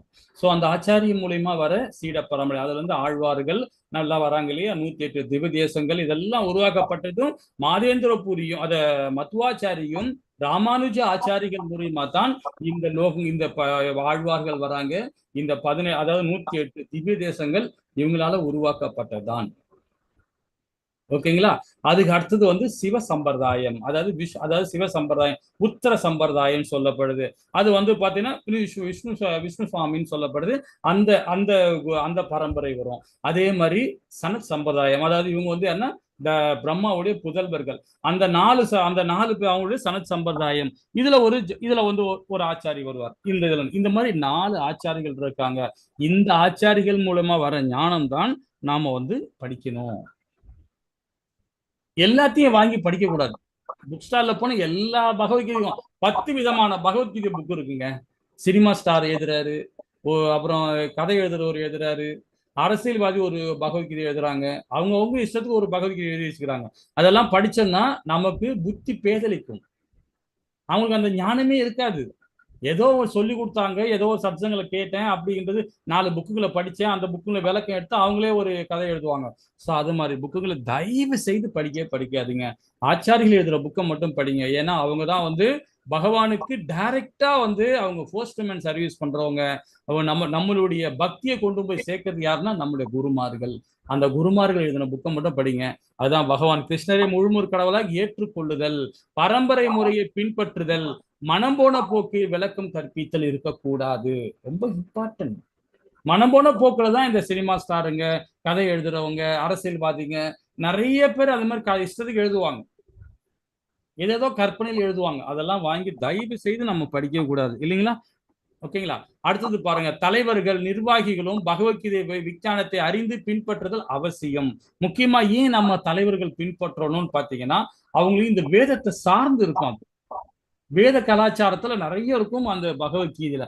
அது ஒரு தலைவன்னா எப்படி இருக்கணும், தனி தத்துவமா விளங்கணும்னு நம்ம படிச்சிருக்கோம் இல்லையா போன அத்தியாயத்துல. அது மாதிரி செயல்படணும் பகவத்கீதை. அதே மாதிரி நிர்வாகிகளும் சரி, ஒரு நிர்வாகத்தை நம்ம குடும்ப நிர்வாகத்தை எப்படி நிர்வாகம் பண்ணணும், ஒரு ஆபீஸை எப்படி நிர்வாகம் பண்ணணும், இது பகவத்கீதை ரொம்ப அழகா விளக்கங்கள். எவ்வளவு நீ சம்பாதிக்கணும், எவ்வளவு மற்றவங்களுக்கு கொடுக்கணும் அப்படின்றத இந்த பகவத்கீதை ரொம்ப அழகா சொல்லப்பட்டது. அப்ப கீதை விஞ்ஞானத்தை அறிந்து பின்பற்றுதல் அவசியம். மக்களை சரியான முறையில் வழிநடத்த அவர்களுக்கு இதுவே மிக அவசியம். இந்த கீதையை ரொம்ப அழகாக கொண்டு போனோம். அதாவது இன்னொன்னு விஷயம் பாருங்க, இதை பாருங்க, மின்விசையை தோற்றுவிக்கும் இடத்துடன் உங்கள் பிளக்கை இணைக்கவும், இல்லை என்றால் மின்சாரம் இருக்காது, இல்ல இயங்காது. மின்சாரம்னா இயங்காது இல்லைங்களா, ஃபேனு. அதுக்கு என்ன வேணும், கரண்ட்ன்றது யாரு, நம்மளுடைய குரு சீட பரம்பரை வள ஆச்சாரிகள் தான் நமக்கு அந்த அங்கீகரிக்கப்பட்ட சீவன் முக்கியமா இருந்தாதான் அது இருக்கணும். அது இருந்தாதான் நமக்கு முக்கியமா நமக்கு அந்த ஃபேன் கூட ஓடுறனால கரண்ட் வேணும். நம்ம வேதத்தை நம்ம தெரிஞ்சுக்கணும்னா நாமளா வந்து வேதத்தை படிச்சா நமக்கு ஏறாது. அந்த ஞானம் நமக்கு 100% கிடைக்காது. நான் கூட வேதம் புக் வாழ்ந்தப்பா கிரீஷ் ஸ்டோர்ல போய் சொல்லுவாங்க, நிறைய பேர் சொல்லுவேன் என் கிளாஸ்ல நம்ம படிக்கும் போதெல்லாம், ஒரு 4-5 வருஷம் முன்னாடிலாம், என்னங்க வேதம் புக்கெல்லாம் படிச்சிருக்கீங்க, நான் போய் நீங்க சொன்ன மாதிரி கிரீஷ் ஸ்டோர்ல போனேங்க, இதுல இருக்கு கபாலீஸ்வர் கோயில் ஆப்போசிட்ல இருக்குதுங்க, நான் போய் போனேங்க, வாங்கிட்டு வந்து புக்கு படிச்சேங்க, நிறைய விஷயம் தெரிஞ்சுக்கிட்டேன். கண்டிப்பா எல்லாமே வந்து முட்டாள்தனமான விஷயமா இருக்கும். அது முட்டாள்தனமான விஷயமா இருக்கும். குருமார்கள் ஸ்ரீமத் பாகவத்துல என்ன சொல்றாங்களோ அதை ஃபாலோ பண்ணணும். வேதங்கள்ல வந்து ஒரு ஆச்சாரிகள் சொல்றதுதான் படிக்கணும். நீங்களா போய் சுயமா புக்கு வாங்கி படிச்சுட்டு அது கண்டிப்பா 100% உங்களுக்கு புரியாது. உங்களுக்கு புரிதல் எப்படி இருக்குன்னா அறவேக்கடை தான் இருக்கும். அதாவது பாதி புரிஞ்சுக்கும், பாதி புரியாம இருக்கிறோம். அப்ப அது மாதிரி செயல்படும் போது உகந்ததா அது கண்டிப்பா உத்தம நிலையே கிடையாது. அப்ப ஆச்சாரிகள் சொல்றதை நம்ம கண்டிப்பா அதை செயல்படுத்தணும். அதன் மூலியமா நம்ம வேதங்களை படிக்கணும், இல்லைங்களா? 3வது பதம் பாருங்க, பரமுடன் உறவு கொள்வதை பற்றி அதே பழம்பொரு விஞ்ஞானத்தை நான் இன்று உனக்கு எடுத்து உரைத்துள்ளேன். ஏனெனில் நீ எனது பக்தனும் நண்பனானதால் இந்த விஞ்ஞானத்தை உன்னதமான ரகசியத்தை உன்னால் புரிந்து கொள்ள முடியும். இது ஏற்கனவே நானு சூரிய பகவானுக்கு உபதேசம் பண்ண, நீ என்னுடைய நண்பன், நல்லா புரிஞ்சுங்க, என்னுடைய நண்பன்றாரு. இன்னொன்னு சொல்றாரு பாருங்க, ரொம்ப அழகா சொல்லப்படுறாரு இல்லைங்களா? என்னுடைய பக்தன். யார குறிப்பிடுறாரு? அர்ஜுன குறிப்பிடல, நம்மளதான் குறிப்பிடுறாரு. நாம பகவானுடைய பக்தன், பகவானுடைய உறவு. நாம எல்லாருமே நமக்காக தான் சொல்லப்பட்டிருக்காரு. நாம தான் அதை புரிஞ்சுக்கிட்டு நாம செயல் பண்ணோம். நமக்காக மட்டும்தான் இந்த கீதை உபதேசம் பட்டது அப்படின்னு நல்லா புரிஞ்சுக்கிட்டு நாம அந்த தத்துவத்தை புரிஞ்சு நாம செயல் பண்ணோம். உன்னத அறிவை பெற தகுதி என்ன? பக்தர்கள், நண்பர்கள். பகவானுடைய நண்பனா இருக்கலாம், பகவானுடைய அப்பாவா இருக்கலாம், பகவானுக்கு மனைவியா இருக்கலாம், கணவனா இருக்கலாம், தந்தையா இருக்கலாம், எந்த உறவுனா பகவான் வச்சுக்கலாம். பக்தராகவும் இருக்கலாம், எப்படி ஒன்னாலும் பகவானுக்கு உறவு கொள்ளலாம். அப்பதான் இந்த உறவு முறை இருக்கும்போது தான் நாம முடியும். நீங்க சாதாரணமா ஒரு பக்தனா பகவான் கடவுள் அப்படின்னு சொல்லிட்டு ஒதுக்கி வச்சீங்கன்னா அந்த ஞானம் ஏறாது. கடவுளை ஒதுக்காதீங்க, கடவுளை உங்களுக்குள்ள வாங்கிக்குங்க. உங்க உறவு முறை வச்சுங்க, உறவு முறை வச்சு பகவான்கிட்ட பேசுங்க. இன்னைக்கு கூட காலைல கூட ஒரு நம்ம சம்பவம் நடந்தது. நான் பாட்டுன்னு ஹாலில் உட்காந்து, என்னுடைய ரூம்ல உட்காந்து நான் பாட்டுன்னு பகவான்கிட்ட ஏதோ ஒரு விஷயமா எப்பவுமே நான் சாதாரணமா பேசிக்கிட்டே இருப்பேன். நான் ஏதாவது சொல்லிக்கிட்டே இருப்பேன். ஏன்னா மற்றவங்க என்ன நினைக்கிறாங்களோ தெரியாது. நான் என்னோட இதில் நான் பகவான்கிட்ட பேசிட்டு இருக்கேன். அப்போ டோரை ஓப்பன் பண்ணோன்னே பார்த்தாரு, ஓ நீங்க ரொம்ப சின்சியரா பகவான்கிட்ட பேசிக்கிறீங்க அப்படின்னு சொல்லிட்டு போயிட்டார். இது யாரு? நம்முடைய 2வது குரு இருக்கிறாரு இங்க, என்என்டி பிரபுக்கு அடுத்தது ஸ்ரீவாச பிரபுன்னு சொல்லுவாங்க.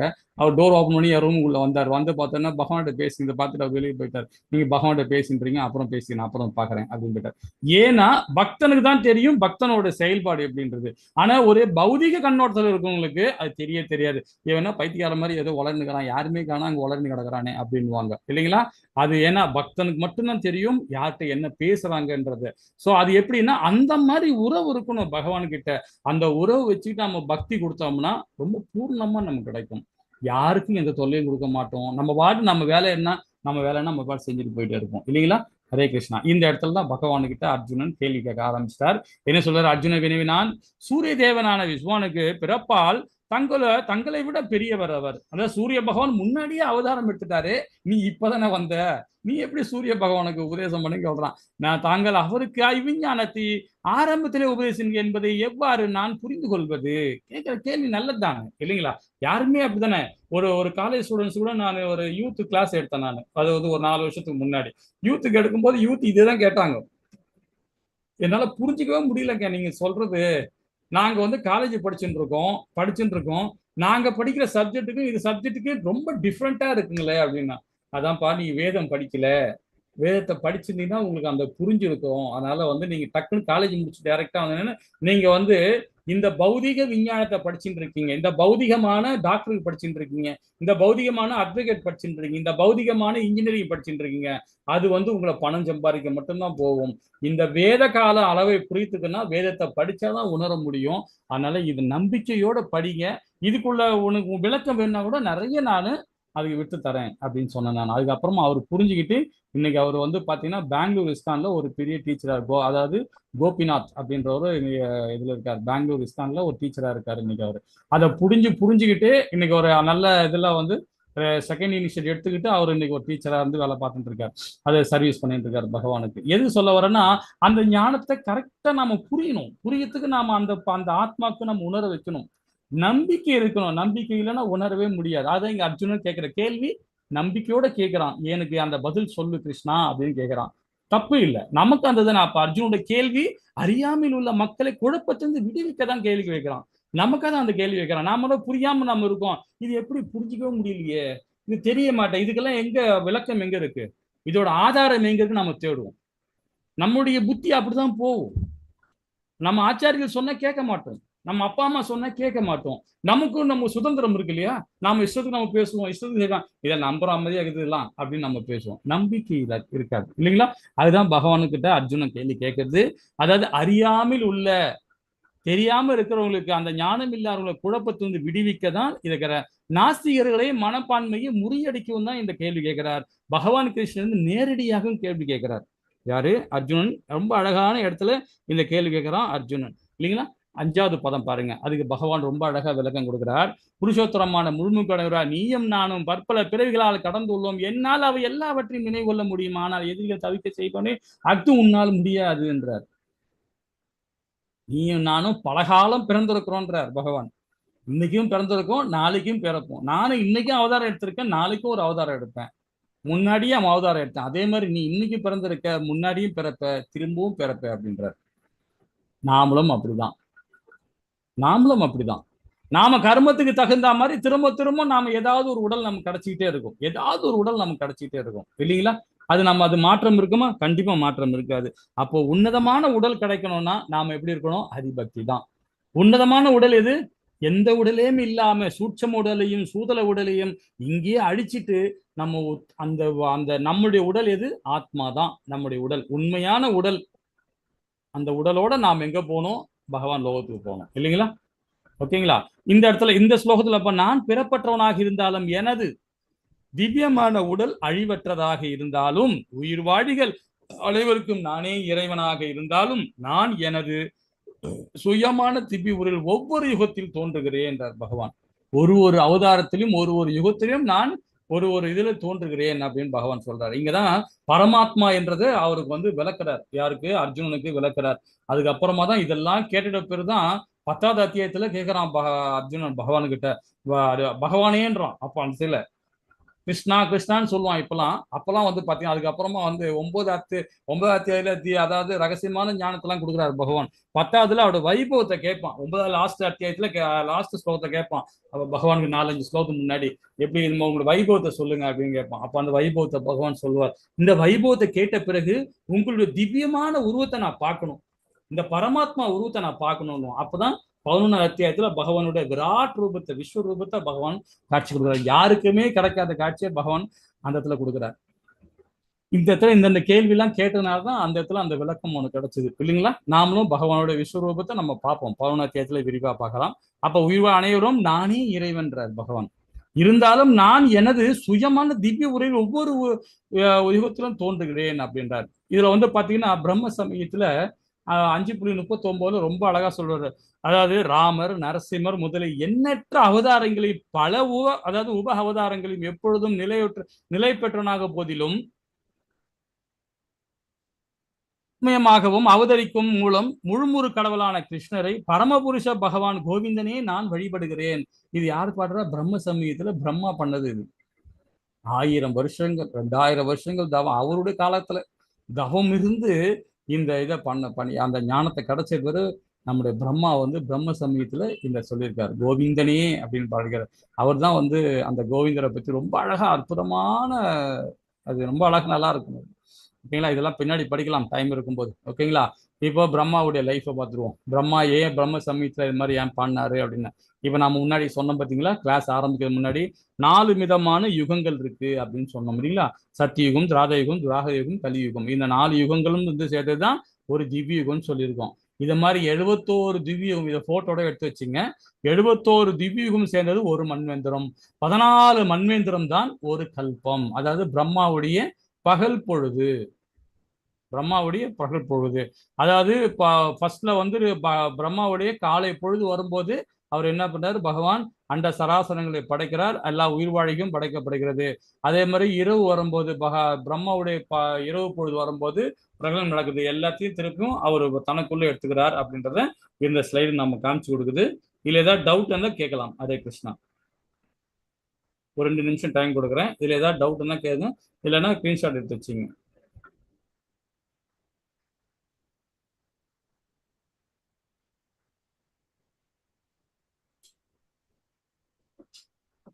ஹரே கிருஷ்ணா ஹரே கிருஷ்ணா. சரி, ஓகே. இப்ப பிரம்மாவுடைய ஆயுள் பார்க்கலாம். பிரம்மாவுடைய ஆயுள் 50 வருஷம் அவர் கடந்து விட்டார். வேதங்கள் மூலியமாக இதை சொல்லப்பட்டு, ஏன்னா நம்மளுடைய அதாவது இந்த கலியுகம் ஸ்டார்ட் ஆகி இந்த இடத்துல பாத்தீங்கன்னா 5000 வருஷத்துக்கு நம்ம சொல்லப்படுது, 5109 வருஷம் சொல்லப்படுது இந்த பூமியோட இது இல்லைங்களா? அப்போ வியாசர் அவர் என்ன சொல்றாருன்னா, அவர் அவருடைய கணக்குப்படி பாத்தீங்கன்னா அவர் சொன்னது பிரம்மாவுடைய 50 வருடங்கள் கடந்து விட்டார். அவருடைய வயசு 50 வயசு. அது 155.52 டில்லியன் இயர்ஸ் அவருடைய பிரம்மா அவர் லைஃபை கடந்து வந்திருக்கிறாரு. இன்னும் கடக்க வேண்டியது இது அப்படியே பரிபாதி, இன்னும் கடக்க வேண்டியது 6 மன்வந்திரங்கள் முடிஞ்சிருச்சு. இப்ப நமக்கு முடிஞ்ச மன்வந்திரம் 1851.4285 மில்லியன் இயர்ஸ் நம்ம கடந்து வந்திருக்கோம். இதுவும் சரிபாதி நம்ம இன்னும் கடக்க வேண்டியது இந்த யுகங்கள். அப்படின்னு புரிஞ்சுக்கலாம். 4 யுகங்கள் 27 சுழற்சிகள் வந்து 116.6400 மில்லியன் இயர்ஸ் நாம வந்து 27 சுழற்சி மூலியமாக கடந்து வந்திருக்கு இந்த பூமி.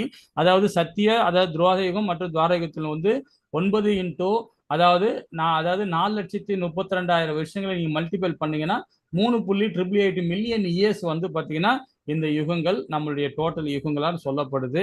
அதே மாதிரி கலியுகத்தின் காலம் கடந்து விட்டது 5,117 வருடங்கள் நம்ம கடந்து வந்திருக்கிறோம் இது வரைக்கும். ஆனா ஆக்சுவலா வந்து இதுல இன்னும் ஒரு 10 வருஷம் ஆட் பண்ணணும். எல்லாம் சேர்த்துக்கன்னா அதாவது 125 வருஷம் 20 வருஷம் கிட்ட ஆயிருக்கும். கரெக்டா அக்யூட்டான்னு தெரியல. ஸோ அந்த வருஷங்கள் வரைக்கும் நம்ம கலியுகம் கடந்து வந்திருக்கு. இன்னும் கடக்க வேண்டியது எவ்வளவுக்கு பாருங்க, 4,32,000 வருஷத்துல இந்த 5,150 வருஷம் கழிச்சா மீதி எவ்வளவு இருக்கும் பாருங்க. இன்னும் கலியுகம் இன்னும் இந்த பூமியோட லைஃப் நமக்கு இன்னும் இருக்குன்னு புரிஞ்சுக்கலாம். பிரம்மாவுடைய வாழ்க்கை பார்த்தீங்கன்னா இப்ப கடந்து வந்திருக்குது 155.52 டில்லியன் இயர்ஸ் வந்து கடந்து வந்திருக்கிறார். இது பிரம்மாவோட லைஃப். மனுவோட லைஃப் பார்ப்போம். 4 யுகங்கள் 27 சுழற்சிகள் இது வரைக்கும் முடிஞ்சிருக்கு இல்லையா. 116.6400 மில்லியன் இயர்ஸ் இது வரைக்கும் கடந்து இருக்கு. அதே மாதிரி இது இதுக்கு முன்னாடி உள்ள ஸ்டைல படிச்சதுதான் 3.888 மில்லியன் இயர்ஸ் இந்த யுகங்கள், அதாவது இந்த கலியுகம் இதெல்லாம் கடந்து வந்த பாதை. கலியுகத்துல 5,117 பெறப்படுது. மனுவின் வாழ்க்கை வந்து 120.5331 மில்லியன் இயர்ஸ் வந்து பாத்தீங்கன்னா மனுவோட வாழ்க்கை. அப்போ மனு பிறப்பதற்கு முன்பே இது ஏற்றுக்கொள்வது கீதை இறைவன் தனது சீடரான சூரிய கடவுளுக்கு விவாசனுக்கு இதை போதித்தார். அதாவது 120 மில்லியன் ஆண்டுகளுக்கு முன்பாகவே சூரிய பகவானுக்கு இந்த உபதேசம் பண்ணியிருக்கிறார் இந்த கீதைய. மகாபாரதத்தில் அதாவது பாத்தீங்கன்னா கீதை வரலாற்றில் பின்வருமாறு அறியலாம். உறவின் விஞ்ஞானம் வழங்கப்பட்டது. மனு குலத்தின் தந்தையாக இருந்ததால் இந்த பூமியின் கிரகத்தின் ராஜாவான தனது மகனான மகாராஜா இஸ்வாக்கு இதை கொடுத்தார். இல்லைங்களா? மனுக்களோட லைஃப் பாத்தீங்கன்னா ஒரு மனுக்கள்ல அங்கதான் வராங்க எல்லாருமே, ஒரு இதா வராங்க. அது ஒரு பரம்பரையா வரும். அதெல்லாம் ரொம்ப அழகா இருக்கும். நான் முன்னெல்லாம் இந்த கதை நிறைய சொல்லுவேன். ஒரு மனுக்களுக்கு ஒரு 2வது மனுக்கள்ல இருந்து இவர் வராங்க, 3வது மனுக்கள் இது வருவாங்க, இவரு அதே மாதிரி நிறைய இருக்கு. அது பாத்தீங்கன்னா அந்த மாதிரி கதைகள்லாம் அது பின்னாடி எல்லாம் ஒரு நாள் டைம் தான் பார்ப்போம். அதனால ராமச்சந்திரர் அதாவது பகவான் ராமபிரான் தோன்றிய ரகுவம்சத்தின் முன்னாடி ஆகையால் மகாராஜா இசுவா காலத்திலிருந்து மனித சமுதாயத்தில் பகவத்கீதை இருந்தது. ராமபிரான் முக்காலத்திலிருந்தே இந்த பகவத்கீதை இருந்தது. ராமபிரான் அடுத்த யுகத்திலையும் வந்து அந்த யுகம் அதுக்கப்புறமாவும் அந்த கீதை இருந்தது. ஆனா அதுக்கப்புறம் அந்த மன்னர்கள் சரிவர அதை ஃபாலோ பண்ணல. அவர் துராதிகம் மற்றும் மற்ற அதாவது 5 இன்டூ அதாவது 4,32,000 ஆட் பண்ணீங்க. கலியுகத்தின் காலம் கடந்து விட்டது 5,117 வருடங்கள் கடந்து இருக்கு. அப்போ இந்த கீதை பூமியில வந்தது 2 மில்லியன் ஆண்டுகளுக்கு முன்பாகவே இந்த பூமியில கீதை வந்து விட்டது. அதாவது பிரம்மாவுடைய ஒரு நாள் வந்து பாத்தீங்கன்னா அவருடைய கணக்குப்படி பாருங்க. அதாவது நம்ம ஒரு செகண்ட் நம்ம சொல்றோம்ல ஒரு நொடி, இப்படி ஒரு நொடின்றத பிரம்மாக்கு நமக்கு ஒரு நொடி இப்படி சொல்றோம் இல்லையா. பிரம்மாவுக்கு ஒரு நொடி வந்து பாத்தீங்கன்னா நம்மளுடைய லைஃப் வந்து 1,00,000 ஆண்டுகள். நல்லா புரிஞ்சுக்கிட்டீங்களா? அதாவது பிரம்மாவுடைய ஒரு செகண்ட் சொல்றோம் பாத்தீங்களா, அந்த ஒரு செகண்ட் வந்து இந்த நம்மளுடைய பூமியோட லைஃப் வந்து பாத்தீங்கன்னா 1,00,000 ஆண்டுகள். அப்ப நம்ம எங்க இருக்கிறோம் பாருங்க. அப்படியே நீ கூட்டிக்கிட்டே வாங்க, கூட்டிக்கிட்டே வந்தீங்கன்னா அவர் ஒரு நாள் பிரம்மாவுடைய லைஃப் என்னன்னு பாத்தீங்க, அதெல்லாம் மல்டிபிள் பண்ணவே முடியாது. அந்த அளவுக்கு ஆண்டுகள் நம்முடைய பூமி கால ஆண்டுகள் இருக்கு அப்படின்னு சொல்லப்படலாம். இது ஒரு சின்ன விளக்கம் கொடுறேன். டைம் ஆயிடுச்சுன்னு நினைக்கிறேன். இருந்தாலும் ஒரு சின்ன விளக்கம். என்ன விளக்கம்னு பாத்தீங்கன்னா ஒரு அப்ப சொன்னதான் உங்களுக்கு புரியும். இந்த விளக்கத்தை சொல்லி நீங்க முடிச்சிட்ட பிறகு நீங்க அப்புறம் திங்க் பண்ணுவீங்க எப்படி, அப்புறமா உங்களுக்கு அது புரிய வரும் இதெல்லாம் கரெக்டா இல்லையான்ட்டு. என்னன்னு பாத்தீங்கன்னா நம்மளுடைய லைஃப் எவ்வளவு இருக்கும், அதாவது பாத்தீங்கன்னா 60 வருஷம் அப்படின்னு சொல்லப்படுது. ஆனா வேதங்கள் சொல்லப்படி பாத்தீங்கன்னா 120 வருடங்கள் வந்து ஒரு மனிதனோட ஃபுல் லைஃப்னு சொல்லப்படுது. 120 வருஷம் வரைக்கும் இந்த கலிகாலத்துல வாழ்வாங்க, அதுக்கப்புறம் வாழ முடியாது, இறந்துருவாங்க அப்படின்னு சொல்லப்படுது. ஆனா அதுக்கு முன்னாடி வாழ்ந்தவங்களும் இருக்கிறாங்க, அது கம்மியா இறந்தவங்களும் இருக்கிறாங்க இல்லைங்களா. அது ஒரு பக்கம் இருக்கட்டும். ஸோ இப்போ நம்மளோட மனிதனோட வாழ்க்கை வந்து 120 வருஷம் நம்ம டோட்டலா பார்க்க போனா ஒரு ஒரு மிருகத்துக்கு ஒரு ஒரு லைஃப் இருக்கு இல்லைங்களா. நம்ம வீட்டில் ஒரு டாக் வளர்க்குறோம், அந்த டாகோட லைஃப் வந்து 15லேருந்து 17. சில டாக் 5 வருஷம் இருக்கும், சில டாக் 15 வருஷம் இருக்கும். 15 வருஷத்துக்கு மேல எந்த டாகுமே இருக்காது, சீக்கிரமா அது இறந்துரும் அது இல்லைங்களா. அந்த ஒரு லைஃப் அது. அதே மாதிரி சிங்கத்துக்கு, யானைக்கு, பூனைக்கு, எறும்புக்கு, பூச்சிக்கு எல்லாத்துக்கும் ஒரு ஒரு லைஃப் கொடுத்துருக்காரு பகவான் இந்த கலிகாலத்துல. அதே மாதிரி ஒரு ஈசல் பூச்சி இருக்கும் இல்லைங்களா. அந்த ஈசல் பூச்சி கதையை எடுத்துங்களேன். அது வந்து பாத்தீங்கன்னா காலையில பிறவி எடுக்கும், அது அவதாரம் எடுக்கும். அதாவது அது முட்டை வந்து முன்னாடியே பொரிச்சிருக்கும் எல்லாம் வந்து அது ஒரு ஒரு கூட்டு புழுவா இருந்து அதுக்கப்புறமா பறக்க ஆரம்பிக்கும். அது ஆரம்பிக்கும் போது பாத்தீங்கன்னா காலையில அதுக்கு ரெக்க பொலைக்க ஆரம்பிக்குங்க. காலையில ரெக்க பொறைச்சதுன்னா சாயங்காலம் அதுக்கு வந்து இறந்துரும், சாயங்காலம் இறந்துரும். அந்த ஒரு ஒரு சயின்டிஸ்ட் என்ன பண்ணா, அந்த விட்டில் பூச்சி என்ன பண்ணிருக்காங்க, ஒரு மைக்ரோ செட் பண்ணி ஒரு கேமரா ஃபுல்லா செட் பண்ணி பார்த்த உடனே பாத்தீங்கன்னா second second second second second அந்த உருமாற்றம் ஏற்படுது அந்த பூச்சிக்கு. விட்டல் பூச்சிக்கு ஒரு ஒரு ரெக்கை வந்து பாத்தீங்கன்னா செகண்ட் செகண்ட் வளர்ந்துகிட்டே போகுது, அவ்வளோ ஃபாஸ்டா வளருது. வளர்ந்து அதுக்கப்புறம் பார்த்தீங்கன்னா ஒரு ஸ்டேஜில் அப்போ அது பறக்க ஆரம்பிச்சிருது. அந்த 1 மணி நேரத்திலேயே அது பறக்க ஆரம்பிச்சிது. அந்த அந்த இதுல இருந்து பிரிஞ்சு வந்த உடனே ஒரு சாதாரண பூச்சியா இருந்தது, கண்ணுக்கு தெரியாத சின்ன பூச்சியா இருந்தது. அது அப்படியே செகண்ட் செகண்ட் வளர்ந்து வளர்ந்து வளர்ந்து வளர்ந்து வளர்ந்து வளர்ந்து ரெக்கை வளர்ந்து அப்படியே பறக்க ஆரம்பிச்சிது. அப்ப பாருங்க, வளர்ந்து என்ன பண்ணுது, அன்னைக்கு அன்னைக்கு நம்முடைய மாலை பொழுதே, நம்முடைய மாலை பொழுது, நம்மளுடைய ஒரு நாள் மாலை பொழுதுலயே அது என்னது இறந்துடுது இல்லைங்களா. அதே மாதிரிதான் பிரம்மா. புரிஞ்சுக்கிட்டீங்களா உங்களுக்கு. அப்ப அந்த விட்டல் பூச்சிக்கு ஒரு லைஃப் சொல்றோம், ஆனா விட்டல் பூச்சியோட அதோட லைஃப் என்ன தெரியுங்களா. அதுக்கு லைஃப்ல வந்து அதுக்கும் கருடோபநாதர் சொல்லப்பட்டிருக்காங்க. அந்த விட்டல் பூச்சிக்கு வந்து 120 வருடங்கள் அதோட கணக்குக்கு, அதோட ஞானத்துக்கு, அதோட புத்திக்கு, அதோட அதோட உயிர், அந்த உயிர் பூச்சியோட வாழ்நாள் வந்து 120 வருடங்கள் அப்படின்னு அதுக்கு சொல்லப்பட்டிருக்கு. மனிதனோட வாழ்க்கை 120 வருஷம். அப்ப நமக்கு வந்து பாத்தீங்கன்னா நம்ம பெருசா நினைக்கிறோம், என்னடா ஒரு காலைல போறது சாயங்காலம் செத்து போகுது. பிரம்மா அப்படிதான் நினைப்பாரு இல்லையா.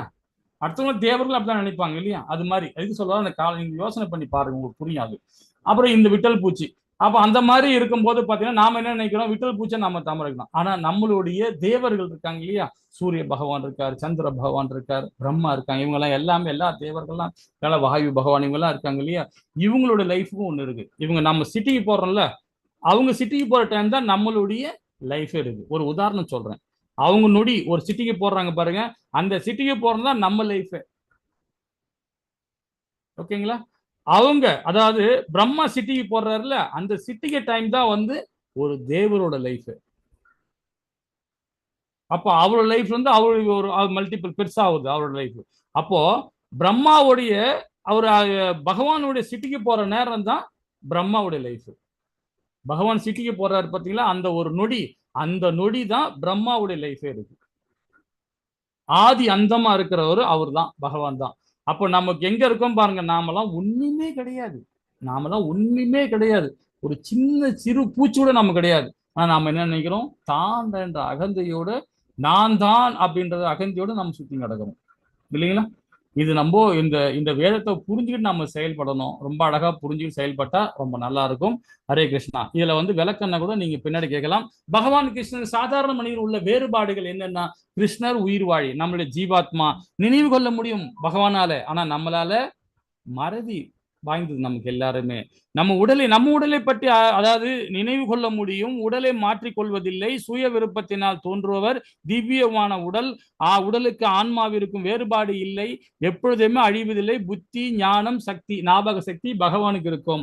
ஆனா நமக்கு மறதி வாய்ந்தது. தெரிவிதோறும் உடலை மாற்றிக்கொள்பவன், கர்ம வினைகள் தோன்றுபவன், ஜட உடல் உடையவன், ஜட உடலிருந்து வேறுபட்டவன், அழியக்கூடிய உடல், உடல் புத்தி ஞாபக சக்தி உள்ளவன். இப்ப நமக்கும் பகவானுக்குள்ள வேற்றுமை பார்த்துட்டோம். பகவானாக ஆக முயற்சி செய்வதை நிறுத்துவோமாக, அது எப்பொழுதுமே ஏமாற்றத்தை அளிக்கக்கூடியது அப்படின்னு சில பேர் அப்படித்தான் நினைச்சிட்டு இருக்காங்க. இவ்வாறு ஒரு ஒரு மாதாஜி பார்த்தீங்கன்னா, நான் டிவி டிபேட்ல எல்லாம் பார்த்துருக்கேன் ஒரு 10 வருஷத்துக்கு முன்னாடி. அந்த அம்மாவுக்கு லைஃப்ல அவ்வளோ ப்ராப்ளங்கள் இருந்தது, நிறைய ப்ராப்ளம் இருந்தது. ஒரு டிபேட்ல வந்து ஒரு ரொம்ப வித்தியாசமான இது அது, அந்த இது அதுல வந்து அந்த இதுல பயங்கர சண்டைலாம் நடந்தது. அதே அம்மா இன்னைக்கு வந்து பாத்தீங்கன்னா, நான் தான் பத்திரகாளி, நான் தான் மாயா, நான் தான் பார்வதி, நான் தான் எல்லாம் சொல்லிட்டு, நான் தான் துர்கான்னு சொல்லிட்டு வேஷம் எல்லாம் போட்டுக்கிட்டு அதை கூட சுத்தத்துக்கு ஒரு 150-200 மக்கள் சுத்தி கிடக்குறாங்க. அவங்கள ஃபாலோ பண்றாங்க. எப்படி இருக்கு பாருங்க. யாருமே பகவானால ஆக முடியாது. அதை நல்லா யோசனை பண்ணி செய்யணும். யாரும் பக்தரா தான் இருக்க முடியுமே தவிர பகவானாவே யாரும் ஆக முடியாது. ஓகேங்களா? இதோட இந்த கிளாஸ் நிறுத்திப்போம். நாம நாளைக்கு இதில் கொஞ்சம் ஃபாஸ்டா போவோம். ஹரே கிருஷ்ணா. वाचा कल्पतराय कृपा सिंधु एव च पठनानां भावनी वैष्णवी नमो नमः। जय श्री कृष्ण चैतन्य प्रभु नित्यानंद श्री अद्वैत गदाधर शिवासादि गौर भक्त वृंद की जय। हरे कृष्ण कृष्ण कृष्ण हरे हरे, हरे राम राम राम हरे हरि। ओम सच्चित। हरे कृष्णा. நம்ம தேர்தல் வந்து கொஞ்சம் சீக்கிரமா ஃபாஸ்டா ஆரம்பிச்சு ஓரளவுக்கு வந்துட்டோம், ஃபாஸ்டா வந்துட்டோம். ஏன்னா இது பேசிக் நம்ம தெரியினால தான் இன்னைக்கு இவ்வளோ டைம் ஒரு 25 நிமிஷம் எடுத்துக்கிட்டேன். இல்லைன்னா இன்னொரு 15 நிமிஷம் ஒரு ஸ்லோகம் முன்னாடியே போயிருக்கலாம். ஓகேங்களா? சரி, நாளையிலேருந்து கொஞ்சம் ஃபாஸ்டா போவோம். திங்கக்கிழமை தான் அதோட கிளாஸ். ஹரே கிருஷ்ணா. ஏதாவது டவுட் இருந்தால் கேட்கலாம். ஹரே கிருஷ்ணா மாதாஜி பிரபு.